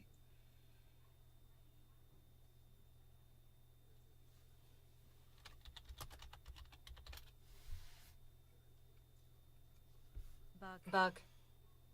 Hi, friends. Hey, Bug, what's up, buddy? I like the way she goes, Bug. Like she's not excited to say that. Bug.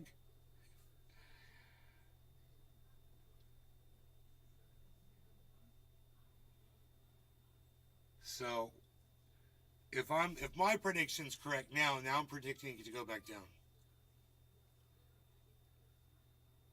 We'll see. Because usually that's what it does. Man, if it goes up, Bug. it'd be great. Laughing smiley. I have no idea what it's going to do, though. Laughing smiley. Bug. Laughing smiley. Am I louder now? Jimmy Carter. Do you hear me better now? Bah humbug. Now that I've got the microphone turned towards me? It was away from me. Bug. Who dis? Who dis? Who dis? My mother. Who that? My mother. Psh, unreal.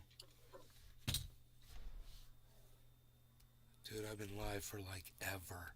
But listen, I wanted to call this spike. Ha ha, yeah, it sounds good. I called the spike. Billy Valentine. Ha ha ha. When she says our names, it sounds like an introduction at a royal ball. I nailed this giant When spike she before it says happened. It sounds like my wife wants me to kill a spider. If I had bet on it with leverage, Bug. I could have made a ton of Horton money. hears a hoot and howl. But I What didn't an interesting name. because I really don't know how to trade. So, but I know what the market's going to do before it does it now, and it feels good. So I'm going to be doing more predictions on here. So make sure you tune back in. We're going to Horton be hears a hoot and live howl. later today. Bug. I'm assuming by 4 for a 4:20 show. I'm thinking we'll see. I don't know. Could be later than that. But I love you guys, and I'll see you then. It was a long show this morning, so you guys take care. Oh, and check us out. We're over on Rumble. Nays Garden on Rumble. Nays Garden on 6 YouTube channels. Horton hears a hoot and howl. See you at TRAFF1CK3R. At Nays Garden on Twitter. Ben Shader on Facebook. And at Nays Garden on Twitch. So Take care, friend. take care, friend. And go, support me on Twitter for sure by retweeting and liking some of my tweets. I put predictions of crypto up there as well. At Nays Garden. All right, love you guys. Bye-bye.